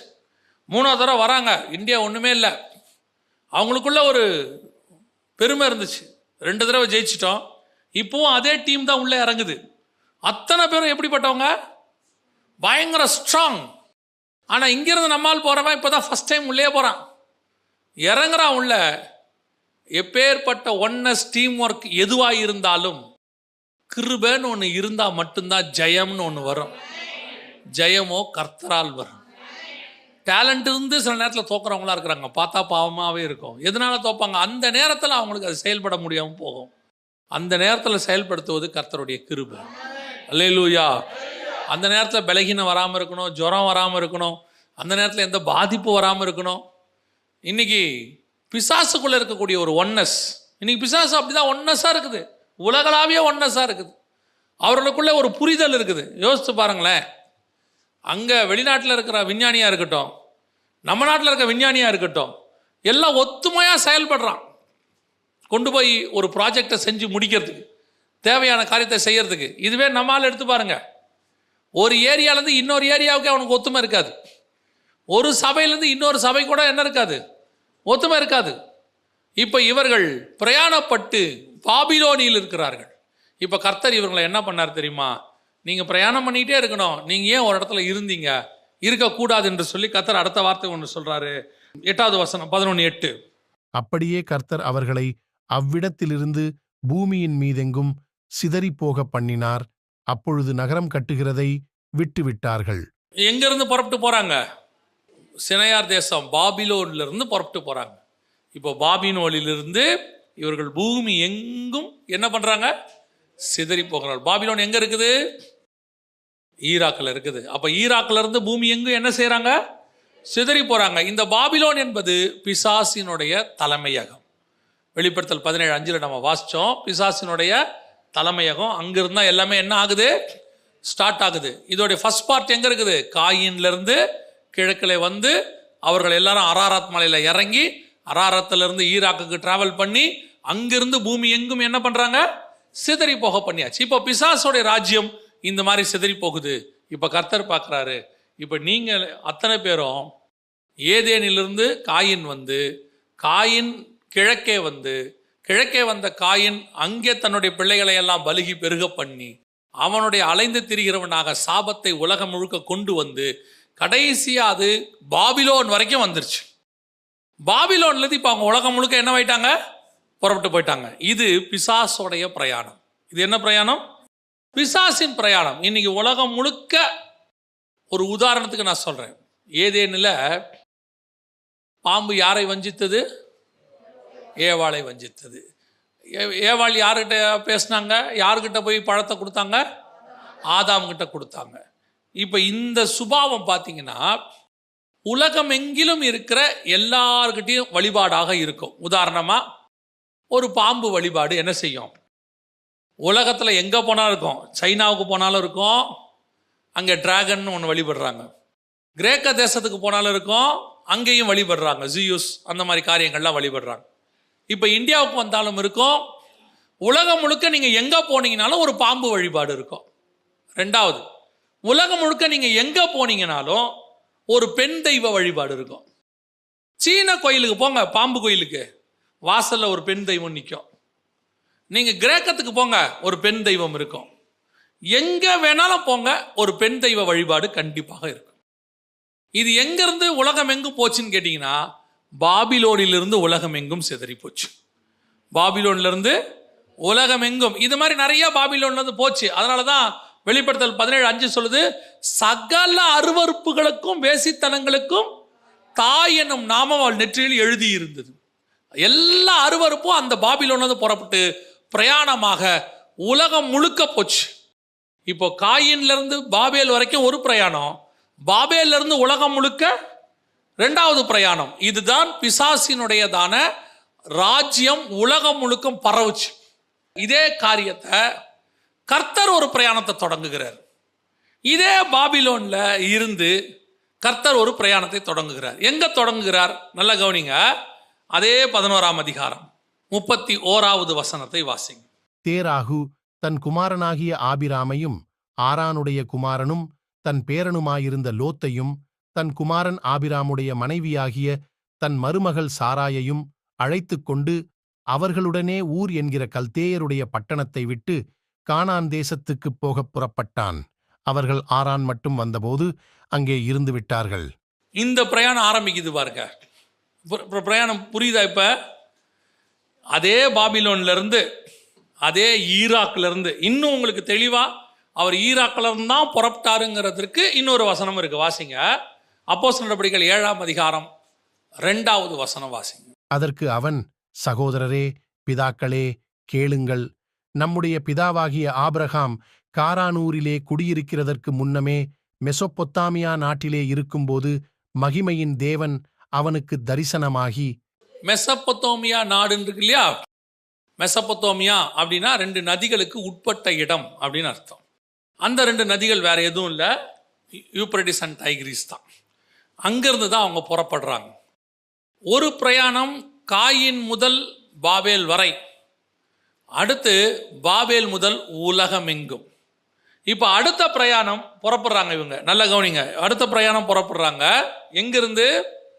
அதே பாபிலோனியிலிருந்து புறப்படுறாங்க. எங்க போக புறப்பட்டார்கள்? கானான் தேசத்துக்கு போக புறப்பட்டார்கள். ஆனால் வரும்போது எங்கே இருந்து விட்டார்கள்? ஆரானில. நடுவில் எங்க வந்துச்சு? அவங்களுக்கு ஒரு சமபூமி வந்த மாதிரி இவங்களுக்கு ஒரு சமபூமி வந்துருச்சு. இவங்க கானான் தேசம், கானான்னா இஸ்ரவேலுக்கு வரணும். ஈராக்கள் வந்து எங்க வரணும்? இஸ்ரவேலுக்கு வரணும். இஸ்ரவேலுக்கு வர வேண்டியவங்க நடுவில் அதே மெசொப்பொத்தாமியா தேசத்தில் ஈராக்ல ஆரான்னு ஒரு இடம் வருது. அங்கே என்ன பண்ணிட்டாங்க? தங்கி விட்டார்கள். இவங்க சமபூமியில தங்கின மாதிரி அவங்க ஆரான்ல தங்கிட்டாங்க. அவங்க சமபூமியில போய் ஒரு நகரம் கட்டினாங்களா? ஒரு நகரம் கட்டினாங்க. நகரம் கட்டி அங்கே ஒரு கோபுரத்தை கட்டினாங்க. இவங்க என்ன பண்ணாங்க தெரியுமா? 12ஆம் அதிகாரம் 1-2 வசனம் வாசிங்க. உன் தேசத்தையும் உன் இனத்தையும் உன் தகப்பனுடைய வீடு. இப்ப இவங்க என்ன பண்ணிட்டாங்க? அங்க போய் ஆரான்ல போய் என்ன பண்ணிட்டாங்க? வீடு கட்டிட்டாங்க. தகப்பனுடைய வீட்டையும் விட்டு அங்க இவங்க பிரயாணப்பட்டு போக வேண்டியவங்க. இவங்க பிசாசினுடைய மக்கள் பிரயாணம் எல்லாருக்கும் ஒண்ணுதான், அத்தனை பேருக்கும் ஒண்ணுதான். பிரயாணப்பட்டு போக வேண்டியவர்கள் சமபூமியை கண்டு நகரம் கட்டி அங்கே கோபுரத்தை கட்ட முயற்சி செய்தது போல இவர்கள் கானானுக்கு போக வேண்டியவர்கள். இவர்கள் என்ன பண்ணிட்டாங்க? ஆரானில சமபூமி எங்க போய் போன உடனே அந்த இடத்துல ஒரு வீடை கட்டி, அது மட்டும் இல்ல, வீடு கட்டினது மட்டும் இல்ல, அந்த இடத்துல சில காரியங்களை அவர்கள் செய்தார்கள். என்ன செஞ்சாங்க பாருங்க. 5வது வசனம். ஆபிராம் தன் மனைவியாகிய சாராயையும் தன் சகோதரனுடைய குமாரனாகிய லோத்தையும் தாங்கள் சம்பாதித்திருந்த தங்கள் சம்பத்தெல்லாவற்றையும். ஆரானிலே சவதரித்த மனிதர்கள். கானானுக்கு போக வேண்டியவன் ஆரானில் உட்காந்து சம்பாதிக்கிறான். இதுதான் இன்னைக்கு நம்முடைய பிரயாணத்தினுடைய ஃபர்ஸ்ட் பார்ட். காயினுடைய பிரயாணத்திலிருந்து வந்த ஃபர்ஸ்ட் பார்ட். அதே மாதிரி ஆபிரகாம் பிரயாணம் ஃபர்ஸ்ட் பார்ட். நமக்கு கானானுக்கு வருவது. வரவேண்டியவர்கள் வழியிலே ஆரானை பார்த்து ஆரானிலே நல்ல வீடெல்லாம் கட்டி அங்கே சம்பாதிச்சு ஆட்களை அடிமைகளை சம்பாதிச்சு நல்ல செட்டில் அங்கேயே. இப்ப கர்த்தர் சொல்றாரு, உன்னை நான் எதுக்கு கூப்பிட்டேன்? அவன் அலைஞ்சு திரிஞ்சு இருக்கிற வேண்டியவன், ஆனா உனக்கு நான் வேற ஒரு வேலை வச்சிருக்கிறேன். நீயும் அலைஞ்சு திரிய வேண்டியவன் தான், ஆனா நீ சபிக்கப்பட்டவன் கிடையாது, ஆசீர்வதிக்கப்பட்டவன். கர்த்தர் என்ன சொல்ற ஆபிரகாமை பார்த்து? 12ஆம் அதிகாரத்தில் ஆபிரகாமை பார்த்து கர்த்தர் சொல்ற வார்த்தை என்ன? 2வது வசனம். நான் உன்னை பெரிய ஜாதியாக்கி உன்னை ஆசீர்வதித்து. இங்க சபிக்கப்பட்டவனும் பிரயாணம் பண்ணணும், இங்க ஆசீர்வதிக்கப்பட்டவனும் பிரயாணம் பண்ணணும். பிரயாணம் ஒண்ணுதான். வீடு கட்டி வாழ்வது ஆசீர்வாதம் அல்ல, எனக்கு கொடுக்கப்பட்ட வேலையை செய்து முடிப்பதுதான் எனக்கு ஆசீர்வாதம். இன்னைக்கு எது நடந்துகிட்டு இருக்குது? இன்னைக்கு அவனுக்கும் எனக்கும் கம்பேர் பண்ணிக்கிறோம். ஏங்க, அவரு பயிரிடுறது எல்லாம் சாபமா மாறும், ஈசாக்கு பயிரிடுறதெல்லாம் ஆசீர்வாதமா மாறும். அவரு அலைஞ்சு தெரிவாரு, நான் வீடு கட்டுவேன். இல்லைங்க, உங்களுக்கும் எனக்கும் கர்த்தர் வச்சிருக்கிறது ஒரு பிரயாணம். ஒரு பிரயாணம். இந்த பிரயாணத்துல எனக்கு ஒரு ஆசீர்வாதம் உண்டு. என்ன பிரயாணத்துல ஆசீர்வாதம் உண்டு? அவன் போய் கால் பதிக்கிற இடத்துல முளைக்காது, நான் கால் பதிக்கிற தேசம் எல்லாம் எனக்கு சொந்தமாகும். நீ எழுந்து நட, நீ நடக்கிற தேசத்தின் நீளம் அகலம் எந்த மட்டும் அந்த மட்டும் நட, அதை நான் உனக்கு தருவேன். நான் நடக்கிற இடமே ஆசீர்வாதமா மாறிடும். அப்ப என்னுடைய வேலை எவ்வளவு முடியுமோ அவ்வளவு நடக்கணும். பாருங்களேன், இன்னைக்கு நான் நடக்க மாட்டேங்கிறேன், ஒரு ஆறான பாத்துறேன். ஒரு அத்தனை பேருடைய மோட்டிவ் என்ன இந்த கடைசி காலத்துல? ஊழியக்காரன்ல ஆரம்பிச்சு விசுவாசி வரைக்கும் மோட்டிவ் என்ன? ஒரு இடத்துல செட்டில் ஆகணும், செட்டில் ஆகணும். செட்டில் ஆகணும் என்று நினைக்கிற விசுவாசியும் ஊழியக்காரனும் தேவ பிரயாணத்தில் இல்லை என்று அர்த்தம். இல்ல, பிரயாணத்திலே இல்லை. நீங்க நாம எதுக்கு செட்டில் ஆகணும்? இங்க நல்லா தெரியுது இயேசு வரப்போறார், நான் போறேன். இது ஒரு குரூப். சரி, இயேசு வராருன்றதே விட்டுருங்க. ஐயா அவர் வரத்துக்கு லேட் ஆகுங்க, சும்மா இப்பெல்லாம் வர ரைட்டு, அதையே விட்டுருங்க. நீங்க எத்தனை வருஷம் இருக்க போறீங்க? எத்தனை வருஷம் இருக்க போறீங்க? இயேசு வரது டிலே ஆகட்டும், எத்தனை வருஷம் இருக்க போறீங்க? 70, பலத்தின் மிகுதினால் 80. அப்புறம் அதுக்கப்புறம் நான் என்ன பண்ண போறேன்? கன்ஃபார்மா அந்த பூமியை விட்டு போறேன். 80, 90, 92 நான் போகத்தானே போறேன். அப்புறம் எப்படி இந்த பூமியில நான் செட்டில் ஆவேன் நான் பேசுவேன்? செட்டில்மெண்ட்னா என்ன? இந்த பூமியிலேயே இருக்கிறவன் தான் செட்டில்மெண்ட். அப்ப நான் ஏன் செட்டில் ஆகணும்னு நினைக்கிறேன்? அடுத்து 3வது கேட்டகரி, நான் போவேன் என் பிள்ளைகளுக்கு வச்சுட்டு போவேன். சரி, நீங்க சம்பாரிச்சு உங்க பிள்ளைகளுக்கு வச்சுட்டீங்க, சரியா? பையனுக்கு வீடு கட்டி கொடுத்துட்டீங்க, பையனுக்கு படிப்பு கொடுத்துட்டீங்க, நல்ல பேங்க் பேலன்ஸ் ஒரு 50 லட்ச ரூபா 1 கோடி ரூபா வச்சு கொடுத்துட்டீங்க, நல்ல ஆஸ்தி வீடெல்லாம் வாங்கி போட்டுட்டீங்க. அவன் என்ன பண்ணுவான்? அவன் 2 வேலை பண்ணுவான், 2மே பாவமாக இருக்கும். அவன் 2 பண்ணுவான், 2 பண்ணாலும் அது என்னவா இருக்கும்? பாவமாக இருக்கும். ஒன்று, உங்களை மாதிரியே அவனும், உங்களை மாதிரியே அவனும் இன்னும் ஒரு வீடு கட்டி, இன்னும் லேண்டு வாங்கி, இன்னும் நகை வாங்கி, அதுக்கு பேர் பொருளாசை பணத்தாசை இல்லை? இல்லை, அது பாவம் தானே. அதாவது எங்கிட்ட கர்த்தர் கொடுத்ததை தவிர வேறு எது இருந்தாலும் அது பாவம்தான். கர்த்தர் எனக்குன்னு நியமிச்ச ஒன்று இருக்கும், அதை எனக்கு ஏகா என்ன கொடுத்தானோ அதுதான் நம்ம பிரயாணத்தில் இருக்கணும். கன்னி மாடத்திலிருந்து அரண்மனைக்கு போகிறவங்ககிட்ட என்ன இருக்கணும்? ஏகா கொடுத்ததான் இருக்கணும், கேட்டு வாங்கினது இருக்கக்கூடாது. இங்கே அப்படியே தன்னைத்தானே பலுகி பெருகிற குணம். 2வது தப்பு செய்வான் பையன். இது முதல் தப்பு. 2வது தப்பு செய்வான். நீங்கள் வீடு வச்சுட்டீங்க, நல்லா பேங்க் பேலன்ஸும் வச்சுட்டீங்க, சொத்தையும் வச்சுட்டீங்க. நீங்கள் போகிறதுக்குள்ள, நான் கண்ணை மூடுறதுக்குள்ள ஒரு கல்யாணத்தை பண்ணணும்னு நினச்சி அதையும் பண்ணி வச்சுட்டீங்க. இப்போ அவன் என்ன பண்ணுவான்? சோம்பேறியாகி, என்ன பண்ணுறதுன்னு தெரியாமல் பாவியாகி எல்லா பாவத்தையும் செய்ய தொடங்கிடுவான். குடிகாரனாகி அடுத்தா தான் செய்வான். அவனுக்கு தான் ஒரு கஷ்டம் இல்லையே.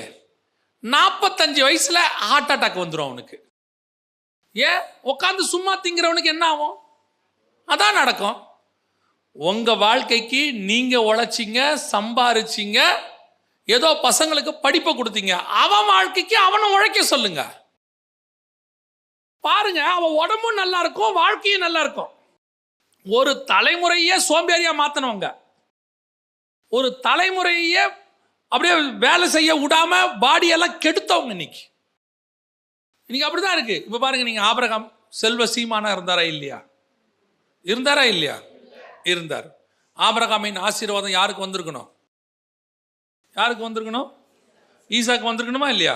வாசிங்க 26ஆம் அதிகாரம் 12-13 வாசிங்க. ஈசாக்கு அந்த தேசத்தில் விதை விதைத்தான். கர்த்தர் அவனை ஆசீர்வதித்ததினால் அந்த வருஷத்தில் 100 மடங்கு பலனடைந்தான். அவன் ஐசுவரியவானாகி வரவர விருத்தியடைந்து மகா பெரியவனானான். அப்ப ஆபிரகாமுடைய ஆசீர்வாதம் எங்க? அது எங்க? கீழே படிச்சுட்டே வந்தீங்கன்னா தெரியும். தன் தகப்பன் ஆபிரகாம் வெட்டின துறவை எல்லாம் அவர்கள் மூண்டி போட்டார்கள். அந்த ஊரை விட்டு அவனை துரத்தி விட்டார்கள். அவன் வேற ஊர்ல போய் குடியிருந்தான். அப்படித்தானே இருக்குது. இவன் வர வர ஐஸ்வர்யனாகி, அப்படின்னா என்ன அர்த்தம்? அப்பாவுடைய சொத்து அவனுக்கு வந்துச்சு, அது கையில நிக்கல, எதிரிகள் தூர்த்து போட்டாங்க. இப்ப இவன் என்னவாயிட்டான்? இவன் உழைச்சி இவன் ஐஸ்வர்யவன் ஆகிட்டான். சரி, இவன் ஐஸ்வர்யன் ஆகிட்டான்ல, அப்ப ஈசாக்குடைய சொத்து யாருக்கு போயிருக்கணும்? யாக்கோபுக்கு தானே போகணும். அவன் தானே சேஷ்டபுத்திர பாகத்தையும் அவன் வாங்கிட்டான், ஈசாக்கிட்ட இருந்து ஆசீர்வாதையும் அவன் வாங்கிட்டான். அப்போ ஈசாக்குடைய மொத்தம் யாருக்கு போனோம்? ஆனா யாக்கோபு எங்க இருந்தாரு? சிரியா தேசத்துல லாபான் வீட்டுல ஆடு மேய்ச்சல் இருக்கிறாரு. இப்ப இந்த சொத்து யாக்கோபுக்கு வந்துச்சா இல்ல யாக்கோபு சொத்து சம்பாரிச்சிட்டு வந்தாரா? யாக்கோபு இரு பரிவாரங்களோடு கூட வர்றாரு. அப்ப ஈசாக்குடைய சொத்து யாருக்கு வரல? அடுத்த தலைமுறைக்கு அவனுக்கு வரல, ஆசீர்வதிக்கப்பட்டவனுக்கு வரல. சரி, யாக்கோபுடையது யாருக்கு வரணும்? யோசேப்பு தான் சேஷ்டபுத்திர பாகம் பைபிள் சொல்லுது. அப்ப அவனுக்கு தானே வரணும். யோசேப்பு எங்க இருந்தாரு? எகிப்துல. அவர் அங்க என்னவா இருந்தாரு? யோசேப்பு என்னவாயிட்டாரு? அங்க பிரதமர் ஆயிட்டாரு. பிரதமர் ஆயாச்சு. அவர் இவங்களை போஷிக்கிற அளவுக்கு வந்துட்டாரு. யோசேப்பு கடைசியில் எங்க செத்து போனாரு? எகிப்துல செத்து போனாரு. அப்போ ஆபிரகாமின் ஆசீர்வாதம், உலக பிரகாரம் ஐஸ்வர்யம் யாருக்கு வரல? ஈசாக்குது யாருக்கு வரல? யாக்கோபுது யாருக்கு வரல? அப்ப எது வந்துச்சு? கர்த்தர் தலைக்கு மேல வச்சிருந்த ஆவிக்குரிய ஆசீர்வாதங்கள் அத்தனையும் அப்படியே அவங்க மேல வந்துச்சு. அது அவர்களை உலக பிரகாரமாயும் ஆசீர்வதிச்சுச்சு. அதுக்கு அவன் தான் உழைக்கணும். அவன் உழைச்சா தான் அது ஆசீர்வாதம். இப்ப இருக்க நிலைமை என்ன தெரியுமா? அப்பாக்கள் வாழ்ந்தீங்களா, நல்லா சாப்பிட்டீங்களா, பசங்களை படிக்க வச்சிங்களா, நிம்மதியா போங்க. அதே மாதிரி அவனும் சம்பாரிச்சா வச்சுங்க, யாரும் எந்த கேள்வியும் கேட்க முடியாது. இது எங்க அப்பா அதுன்னு யாரும் சொல்ல முடியாது. நீங்க தைரியமா சொல்லலாம், எந்து கர்த்தர் எனக்கு கொடுத்தது, என் தேவனாகிய கர்த்தர் எனக்கு கொடுத்தாரு நீங்க சொல்லலாம். நீங்க போங்க, உங்க பசங்களை கர்த்தர் ஆசீர்வதிப்பார். இன்னைக்கு ஒரு தலைமுறையே எப்படி இருக்கு தெரியுமா? அடுத்த தலைமுறையை சோம்பேறியாக்குற தலைமுறை. அதான் இன்னைக்கு நடக்குது. ஆரான்ல தங்குற கூட்டம். இப்ப கர்த்தர் சொல்றார் ஆபிரகாமை பார்த்து, நான் உனக்கு காண்பிக்கும் தேசத்துக்கு வந்துட்டான். இஸ்ரவேல் தேசத்துக்கு வந்தாச்சு, கானானுக்கு வந்தாச்சு. இப்போ இங்கு இருந்து அவர்கள் பாபிலோனுக்கு வந்த மாதிரி இவங்க எங்க வந்துட்டாங்க? கானானுக்கு வந்துட்டாங்க. இப்போ கானான் தேசம் தான் என்னது? கானான் என்பது எதை குறிக்குது? இஸ்ரவேலை குறிக்கிறது. இஸ்ரவேல் தேசத்துக்கு வந்தாச்சு. இப்போ இங்கே இருந்து பூமி எங்கும் ஒரு கூட்டம் சிதறி போகிறது. வாசிங்க அப்போஸ்தலர் நடபடிகள் 1:5 வாசிங்க. 1:5. ஆகையால் நீங்கள் எருசலேமை விட்டு போகாமல் என்னிடத்தில் கேள்விப்பட்ட பிதாவின் வாக்குத்தத்தம் நிறைவேறக் காத்திருங்கள் என்று கட்டளையிட்டார். பிதாவின் வாக்குத்தத்தம் என்னது? பரிசுத்தாவின் அபிஷேகம். பிதாவின் வாக்குத்தத்தம் என்னது? பரிசுத்தாவின் அபிஷேகம். அப்போ பரிசுத்தாவின் அபிஷேகம் உங்களிடத்தில் வர வரைக்கும் நீங்க எங்க விட்டு போகாதீங்க. இப்போ உங்க அத்தனை பேர் எங்க தங்கி இருக்கிறாங்க? எருசலேம்ல தங்கி இருக்கிறாங்க. 2ஆம் அதிகாரத்துல இப்போ பரிசுத்த ஆவியானவர் இறங்கி வரார். நம்ம எல்லாருக்கும் தெரியும், நல்லா தெரிஞ்சுக்கொள்ளுங்க, எல்லாருக்கும் தெரியும். இப்போ அங்கே இதே பாபிலோன்ல நடந்த ஒரு சம்பவம் நடக்குது. பாபிலோன்ல நடந்த ஒரு சம்பவம். என்ன சம்பவம் நடக்குது தெரியுமா? அங்கே பாஷை, ஒரு பாஷை தாறுமாறாய் மாறினது. புரியுதா? இங்கே பல பாஷை உடையவர்கள் இருந்தார்கள், அங்கே ஒரே பாஷை, அந்நிய பாஷை அந்த இடத்துல இறங்கி வந்தார். இங்க பிரிஞ்சு போச்சு, இங்க ஒன்னஸ் வந்துருச்சு. அங்கே அவர்கள் ஒருமனப்பட்டிருந்தார்கள், கர்த்தர் பிரித்து அனுப்பினார். அப்படித்தானே சொல்லுது? அவர்கள் ஒரே கூட்டமாய் இருக்கிறார்கள். இங்க வசனம் என்ன சொல்லுது பாருங்க. 2ஆம் அதிகாரம் 1ஆம் வசனம் வாசிங்க.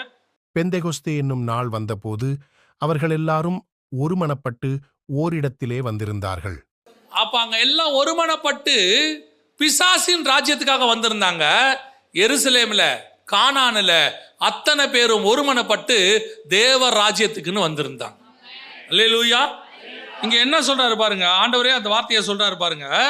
1:3.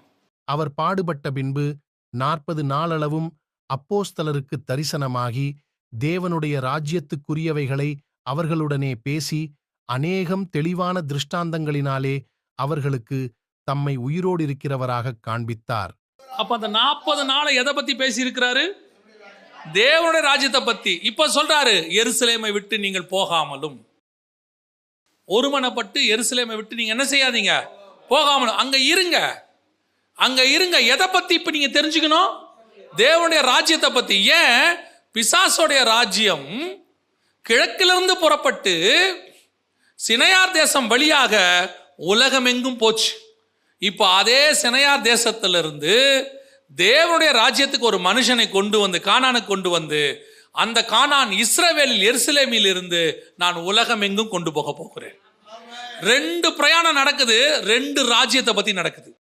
அங்கே பிசாசோடைய ராஜ்யம் பாபிலோனிலிருந்து புறப்பட்டது, இங்கே தேவனுடைய ராஜ்யம் எருசலேமில் இருந்து புறப்பட்டது. காயின் கிட்ட இருந்து பாபிலோனுக்கு அது வந்துச்சு. பாபிலோனிலிருந்து கானானுக்கு அது வந்துச்சு. கானானிலிருந்து உலகம் எங்கும் புறப்பட்டு போகிறது.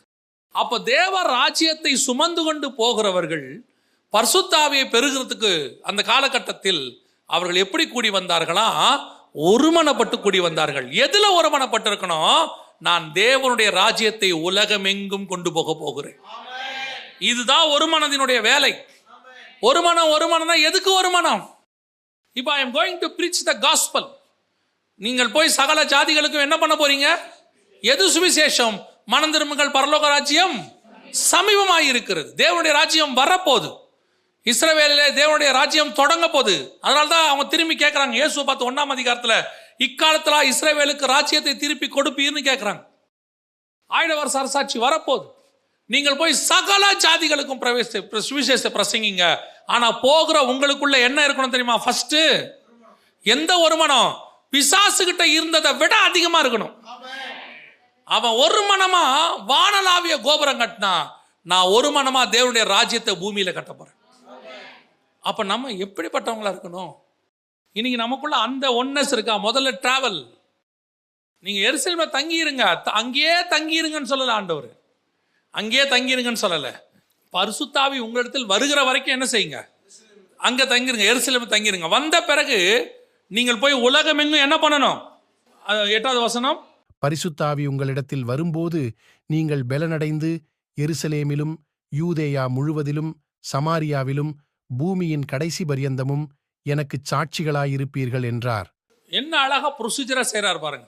40 நாள் தேவனுடைய ராஜ்யத்தை பத்தி ஃபுல்லா பேசுறாரு. பேசி முடிச்சுட்டு 40 நாள் போகும்போது சொல்றாரு, ஒரு 10 நாள், அதாவது பரிசுத்தாவி உங்களிடத்தில் வருகிற வரைக்கும் எங்க தங்கியிருங்க? எருசலேம்ல தங்கியிருங்க. பிதாவின் வாக்கு தத்தம் உங்களுக்கு நிறைவேறும். பரிசுத்தாவி உங்களிடத்தில் வரும். வந்த பிறகு அங்க இருக்காதீங்க. வந்த பிறகு எருசலேமிலும் யூதேயாவிலும் சமாரியாவிலும் பூமியின் கடைசி பரியந்தமும் எனக்கு சாட்சிகளாயிருப்பீர்கள். அதோட அர்த்தம் என்ன?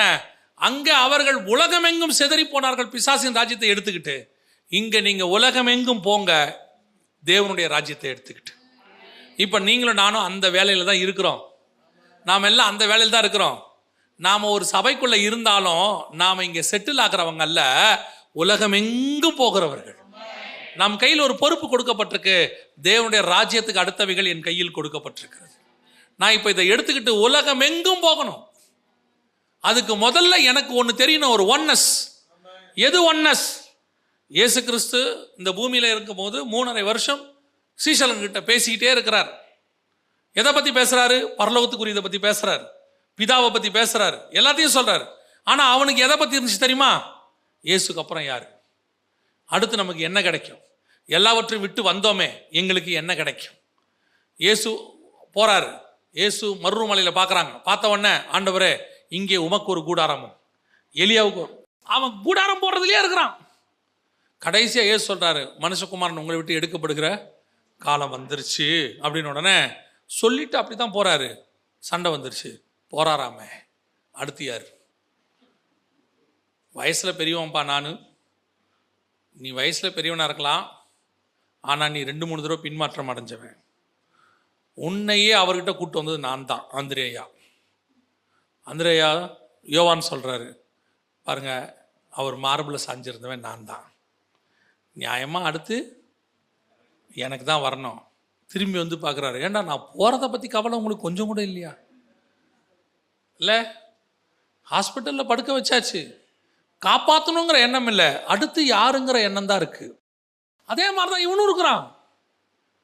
ஆனால் இவர் திருப்பி திருப்பி தேவராஜ்யத்துக்கு அடுத்த பேசுறாரு. பரிசுத்தாவி வந்து 40 நாள் பேசி, பரிசுத்தாவி வந்த உடனே இவர்களுக்குள்ள ஒரு ஒருமனம் வருது. நம்மளை அவர் கூட்டி சேர்த்தது டென்ட் போடுறதுக்கு இல்லை, நம்மளை கூட்டி சேர்த்தது அடுத்து யார் போஸ்டிங்கில் உட்கார வைக்கிறதுக்கு அல்ல, நம்மளை கூட்டி சேர்த்தது தேவனுடைய ராஜ்யத்தை உலகம் முழுக்க கொண்டு போவதற்கு. அப்ப நீங்களும் நானும் அதற்காகத்தான் கூட்டி சேர்க்கப்பட்டிருக்கிறோம். அப்ப இதை எடுத்துக்கிட்டு நாம எங்க போகணும்? முதல்ல எருசலேம் ஃபர்ஸ்ட், 2வது யூதேயா, 3வது அப்போஸ்தலர் நடவடிக்கைகளை வாசிச்சு பாருங்க, ரொம்ப அழகா இருக்கும். அந்த 28 அதிகாரம் இருக்குது. இந்த 28 அதிகாரத்தில் அந்த காஸ்பல் அப்படியே எருசலேம்லேருந்து சமாரியாவுக்கும், சமாரியாவிலிருந்து உலகம் முழுக்க அப்படியே போகிறத நீங்கள் பார்க்க முடியும். நீங்கள் 1ஆம் அதிகாரத்தில் நீங்கள் இப்போ 1ஆம் அதிகாரம் முதல் 7 வசனங்களை வாசித்து பாருங்கள். எருசலேம்லே பெரிய காரியங்கள்லாம் நடக்கும், அது உங்கள் எல்லாருக்கும் தெரியும். 7ஆம் அதிகாரம் வரைக்கும் நீங்கள் பார்த்தீங்கன்னா எருசலேமில் பெரிய பெரிய காரியம் நடக்கும். ஸ்தேவானுடைய மரணத்தோட 8ஆம் அதிகாரத்தில் இவங்க பண்ண அந்த முதல் 7 அதிகாரத்தில் இவங்க பண்ணக்கூடிய ஒரு தப்பு, இவங்க பண்ண ஒரு பெரிய மிஸ்டேக், அதே தான் பாபிலோன்லேயும் அவங்க பண்ணாங்க. என்ன பண்ணாங்க? இங்கே பாருங்க, 6ஆம் அதிகாரத்தில் 1-2 வசனம் வாசிங்க பார்ப்போம். அந்நாட்களிலே சீஷர்கள் பெருகின போது கிரேக்கரானவர்கள் தங்கள் விதவைகள் அன்றாடக விசாரணையில் திட்டமாய் விசாரிக்கப்படவில்லை என்று எபிரெயருக்கு விரோதமாய் முறுமுறுத்தார்கள். இப்போ ஒரு மனம்னா என்ன? ஒரு மனம்னா என்ன? எப்போ இயேசுவின் இரத்தத்தால் கழுவப்பட்டு பரிசுத்த அபிஷேகத்தை பெற்று ஒரு ப்ராசஸ்ல வந்துட்டோம். ஒரு ப்ராசஸ்ல நம்ம வந்தாச்சு. வந்தா இங்கே வசனத்தின்படி என்ன கிடையாது தெரியுமா? யூதன் என்றும் இல்லை, கிரேக்கன் என்றும் இல்லை. ஆனா இப்போ ஃபர்ஸ்ட் சர்ச் என்ன பிரச்சனை வருது? கிரேக்க விதவைகளுக்கு நீங்க சரியா கவனிக்கல, ஆனா யூத விதவைகளை நல்லா கவனிக்கிறீங்க.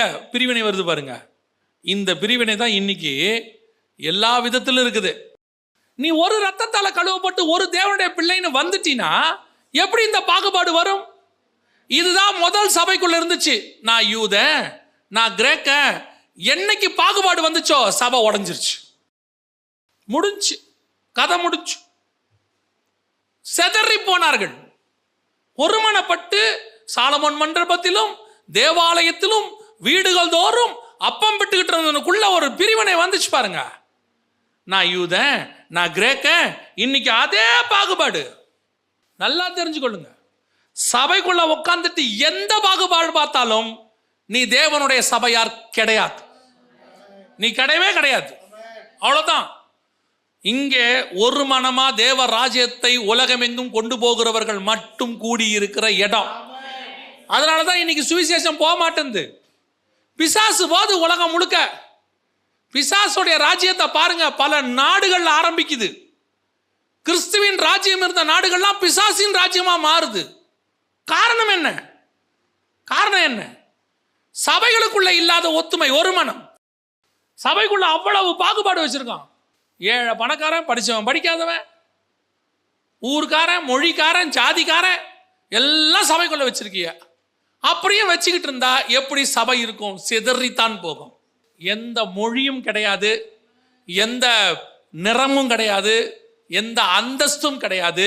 இங்கே ஒன்னே ஒண்ணுதான் இருக்கு. அத்தனை பேரும் தேவனுடைய பிள்ளைகள் என்கிற காரணம் மட்டும்தான் இருக்கு. இங்கே எங்க யூதன் கிரேக்கனும் வரவே கூடாது, எதுவுமே வரக்கூடாது. இங்க எந்த பாகுபாடுமே கிடையாது. இது தேவனுடைய சபை, இது தேவனுடைய சரீரம். அப்ப சபையில் இருக்கிற அத்தனை பேரும் ஒரே தேவனுடைய சரீரம் தானே. உனக்குள்ள எப்படி இத்தனை பாகுபாடு வரும்? சொல்ல முடியாது. அவ்வளவுதான், முடிஞ்சு போச்சு, கதை முடிஞ்சு. கவனிச்சு கொள்ளுங்க.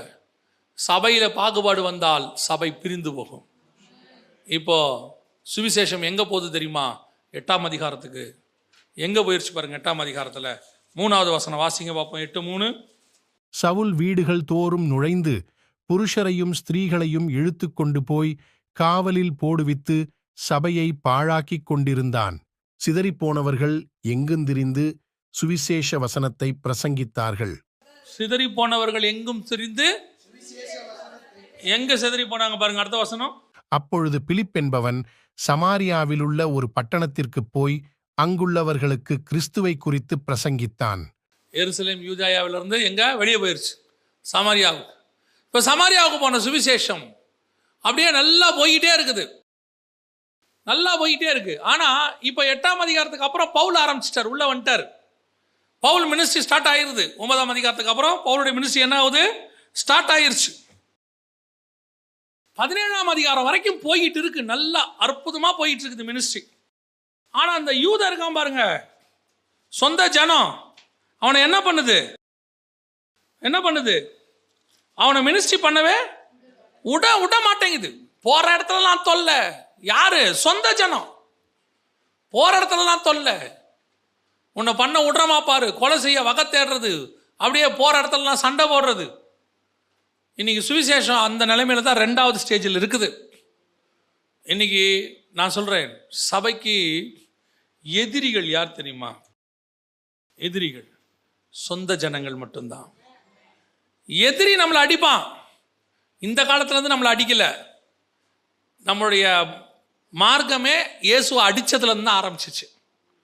அன்றைக்கி ரோமர்கள் அடித்தாங்க, அதற்கு பிறகு யூதர்கள் அடித்தாங்க, அதற்கு பிறகு பைசாண்டியர்கள் அடித்தாங்க, அதற்கு பிறகு ரோமன் இதில் அடித்தாங்க, அதற்கு பிறகு ஃபாசிசம், நாசிசம், கம்யூனிசம் எல்லாத்துலேயும் தான் அடித்தாங்க. இந்த மணிப்பூர் வரைக்கும் அடிக்கிறாங்க. நம்மள்த புறஜாதியார் அடிக்கிறது ஒன்று நமக்கு ஒன்றும் புதுசு இல்லை. ஆனால் எப்போவுமே பிரச்சனை யார் தெரியுமா? இந்த புறஜாதியார் அடிக்க அடிக்க சபை வளர்ந்துக்கிட்டே தான் போகும். அதில் மாற்று கருத்தே கிடையாது. நீங்கள் சபைகளை துன்பப்படுத்துங்க, சிதறி போனவர்கள் சுவிசேஷம் சொல்லுவாங்க. நசுக்க நசுக்க அவங்க வளர்கிட்டே போவாங்க. அதில் பிரச்சனை இல்லை. ஆனால் பிரச்சனை எப்பவுமே எங்கே வரும் தெரியுமா? சொந்த ஜனங்கிட்டே வரும். இவனே சர்ச்சின வளர்ச்சிக்கு தடையாக இருப்பான். இவனே சபையை வளர விட மாட்டான். பல நேரங்களில் நமக்கு விரோதமாக நிற்கிறவன் எவன்னு பார்த்தா இவனே. பவுல் பார்க்குறான், என்னடா எங்கே போனாலும் தொல்லை பண்ணுறீங்க, எதை பண்ணாலும் தொல்லை பண்ணுறீங்க. இது ஆரம்பத்துலேருந்து நடக்கிற சம்பவம். இப்போவும் நான் சொல்லுவேன், பல நேரங்களிலே நமக்கு புறஜாதியார் எதிர்ப்பு தெரிவிக்கிறார்கள் என்பது ஒரு பக்கம். அவங்க அடிக்கிறாங்க, உதைக்கிறாங்க, அது இல்லைன்னே சொல்லலை, அது நடக்குது. இன்னொரு பக்கம் நம்ம ஆட்களுடைய எதிர்ப்பே ஜாஸ்தி. இவனும் செய்ய மாட்டான், செய்கிறவனையும் செய்ய விட மாட்டான்.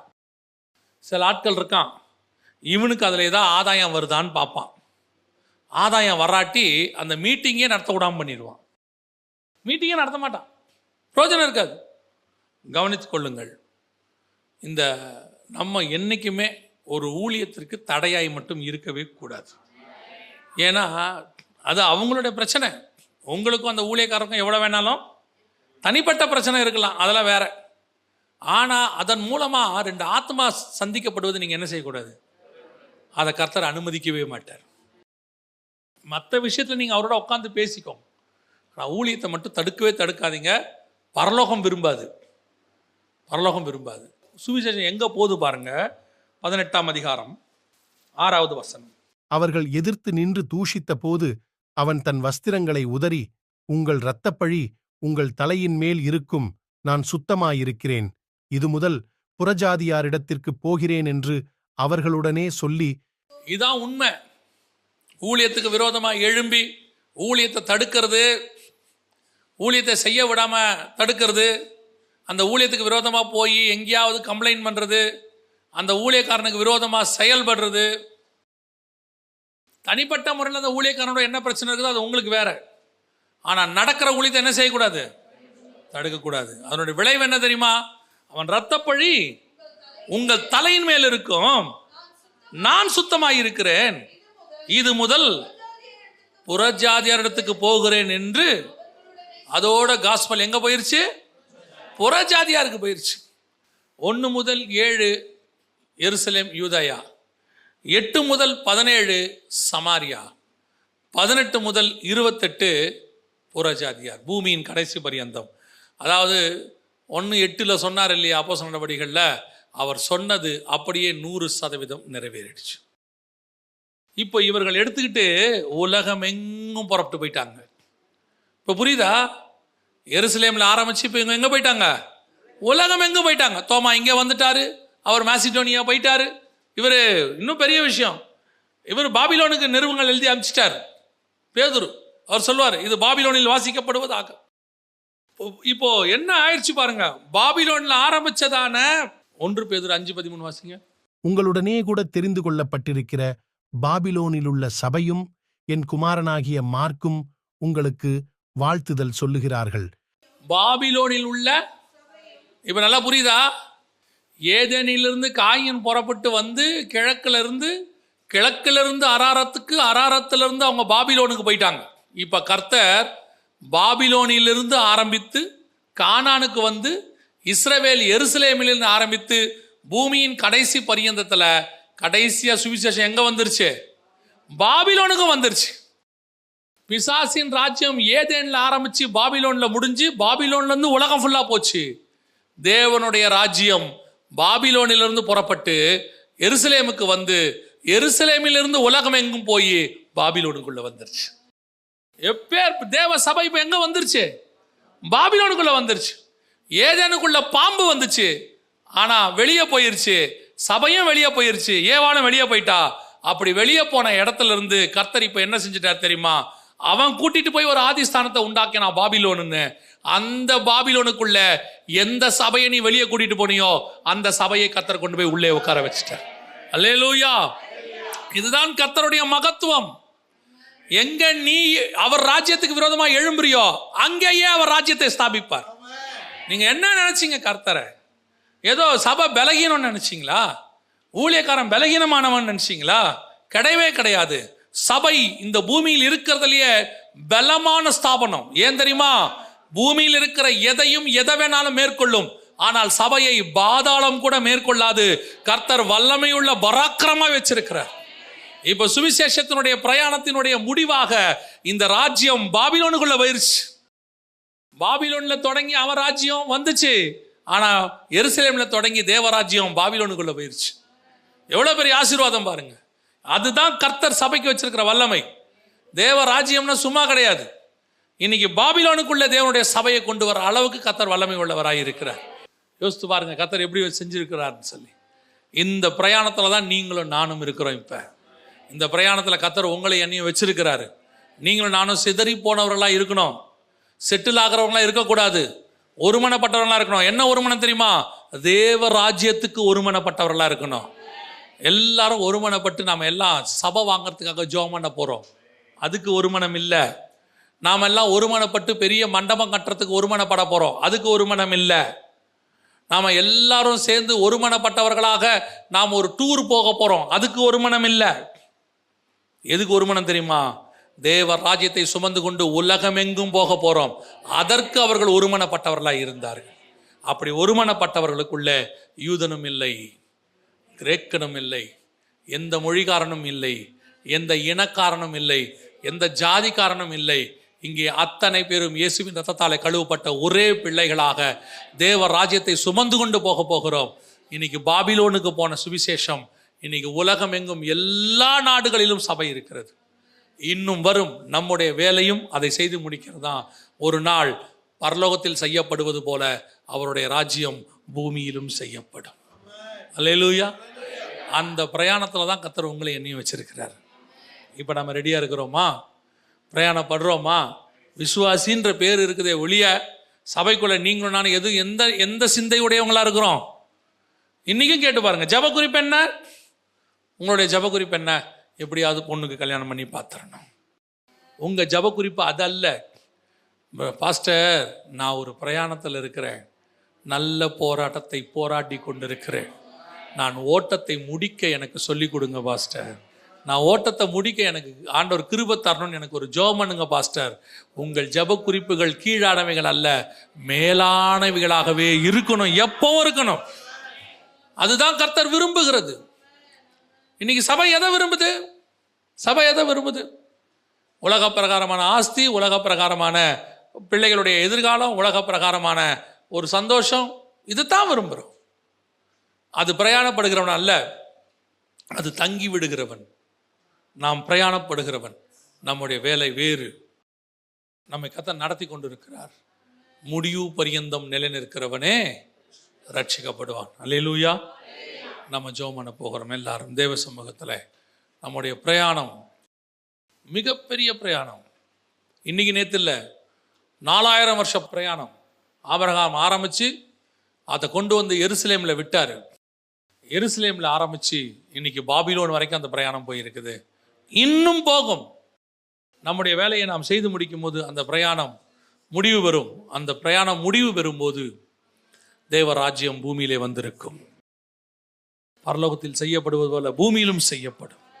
அப்பொழுது பாபிலோனின் சாம்ராஜ்யம், பிசாசின் ராஜ்யம் கட்டப்பட்டு பாதாளத்தில் இருக்கும். நாமோ வென்றால் சிங்காசனத்திற்கு முன்பாகவும் ஆட்டுக்குட்டியானவருக்கு முன்பாகவும் ஓட்டத்தை முடித்து காணப்படுகிறவர்களாய் நிற்போம். ஒப்பு கொடுப்போமா? நம்மள இது வரைக்கும் ஏதாவது உங்களை உலக பாரம் இழுத்துக்கிட்டு இருக்கும்னா உதறி தள்ளி விட்டு ஓடுகிறவங்களா மாறிடுங்க. உதறி தள்ளி விட்டு ஓடுகிறவங்களா மாறிடுங்க.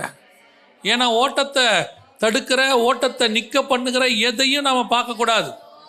We want to run run run run ஓடிட்டே இருக்கணும். நன்றி ஆவியானவரே, ஒப்பு கொடுப்பீங்களா? ஒப்பு கொடுப்பீங்களா? ஓட்டத்தை ஓட ஒப்பு கொடுப்பீங்களா? இன்னும் உலக வாழ்க்கையில மாட்டிக்கிட்டு முழிக்காதீங்க. நீங்க ஓடுங்க, உங்க உலக வாழ்க்கையை கர்த்தர் பார்த்துக் கொள்வார். உன் எண்ணம், சிந்தனை, செயல் எல்லாம் உலகத்தை பத்தியே இருக்கும்னா கர்த்தர் உன்னை பயன்படுத்த முடியாது. உன் பிள்ளையோட எதிர்காலத்தை பத்தி சிந்திச்சுட்டே இருப்பீனா உன்னை பயன்படுத்த முடியாது. உனக்கு பூமிக்குரிய ஆசீர்வாதத்தை சிந்திச்சுட்டே இருப்பீனா கர்த்தர் உன்னை பயன்படுத்த முடியாது. நீ பூமிக்குரியதை வாங்கி குவிச்சுக்கிட்டே இருப்ப, நீ அதை ஆசீர்வாதம் நினைச்சுக்கிட்டே இருப்ப, கர்த்தர் உன் கூட இருக்கிறான்னு நினைச்சுக்கிட்டே இருப்ப. இல்ல இல்ல, நீ ஓடுற ஓட்டத்துல கர்த்தர் உன் கூட இருக்கிறாருன்னா நீ எதை பத்தி கவலைப்படாம இருக்கிற பாரு, அதுதான் கர்த்தர் உன் கூட இருக்கிறாருன்றதுக்கு அடையாளம். எல்லாத்தையும் உதறி தள்ளுற பாரு, அதான் கர்த்தர் உன் கூட இருக்கிறாருங்கிறதுக்கு அடையாளம். ஒப்பு கொடுப்போமா? ஒப்பு கொடுப்போமா? ஹல்லேலூயா ஹல்லேலூயா ஹல்லேலூயா ஹல்லேலூயா ஹல்லேலூயா ஹல்லேலூயா. நன்றி ஆவியானவரே, நன்றி ஆவியானவரே. அங்கே எந்த கோத்திரமும் இல்லை, எந்த மொழியும் இல்லை, எந்த இனமும் இல்லை, எந்த ராஜ்யம் எதுவுமே கிடையாது. அங்கே ஒரே ராஜ்யத்துக்கு, ஒரே தேவனுக்கு உட்பட்ட ஒரே கூட்டம், ஒரே கூட்டம். Thank you Jesus. 7ஆம் அதிகாரத்தில் சிங்காசனத்துக்கு முன்பாக நிற்கிற கூட்டத்தை பற்றி தான் சொல்றான். நீங்களும் நானும் தான் அந்த கூட்டம். உலகம் பாத்திரமா இருக்கவில்லை, ஒரே மனம். கர்த்தருக்கு கொடுக்கப்பட்டதை கர்த்தருக்கென்று பயன்படுத்தினவர்கள், உலகத்துக்காக எல்லாவற்றையும் உதறி தள்ளிவிட்டு ஓடினவர்கள், உலகம் எனக்கு பாத்திரம் இல்லை என்று சொன்னவர்கள், கிறிஸ்துவுக்காக தங்கள் ஜீவனை பணைய வைத்தவர்கள், கிறிஸ்துவே போதும் என்று சொல்லி வாழ்ந்தவர்கள், அவங்க தான் அங்க நிக்க முடியும். ஒப்பு கொடுப்போமா? நான் இந்த கூட்டத்தில் இருக்கணும் ஆண்டவரே, நான் இந்த கூட்டத்தில் இருக்கணும் ஆண்டவரே. உலகம் எனக்கு பாத்திரமா இருக்க வேண்டாம் ஆண்டவரே. ஒப்பு கொடுப்போமா? சர்வ வல்லமையுள்ள எங்கள் தகப்பனே, உடைய பாதப்படியில் எங்களை சமர்ப்பிக்கிறோம்ப்பா. நீர் வருமளவும் நாங்கள் இந்த பாரத்தை சுமந்தவர்களாக, இந்த வசனம் எங்களுக்குள்ளே கருதரிக்கத்தக்கதா நாங்கள் 100க்கு 100 பலன் கொடுக்கிறவர்களாக, அநேகரை நீதிக்கு உட்படுத்துகிறவர்களாக, உலகத்தை வெறுத்து ஓடுகிறவர்களாக, பாரமான யாவற்றையும் உதறி தள்ளிவிடுகிறவர்களாக எங்களை மாத்துங்கப்பா. வெள்ளை அங்கியை தரித்து கொண்டு, குருத்தோலைகளை பிடித்து கொண்டு, சிங்காசனத்திற்கு முன்பாகவும் ஆட்டுக்குட்டியானவருக்கு முன்பாகவும் நிற்கிற அந்த கூட்டத்தில் நாங்கள் நிற்க வேண்டுமே ஆண்டவரே, நிற்க வேண்டுமே ஆண்டவரே. கிருபையுள்ள கரத்திரங்களை தாழ்த்துகிறோம். எங்கள் ஆண்டவர் இயேசுவின் நாமத்தில் ஒப்பு கொடுத்து ஜெபிக்கிறோம். எங்கள் ஜீவனுள்ள நல்ல பிதாவே.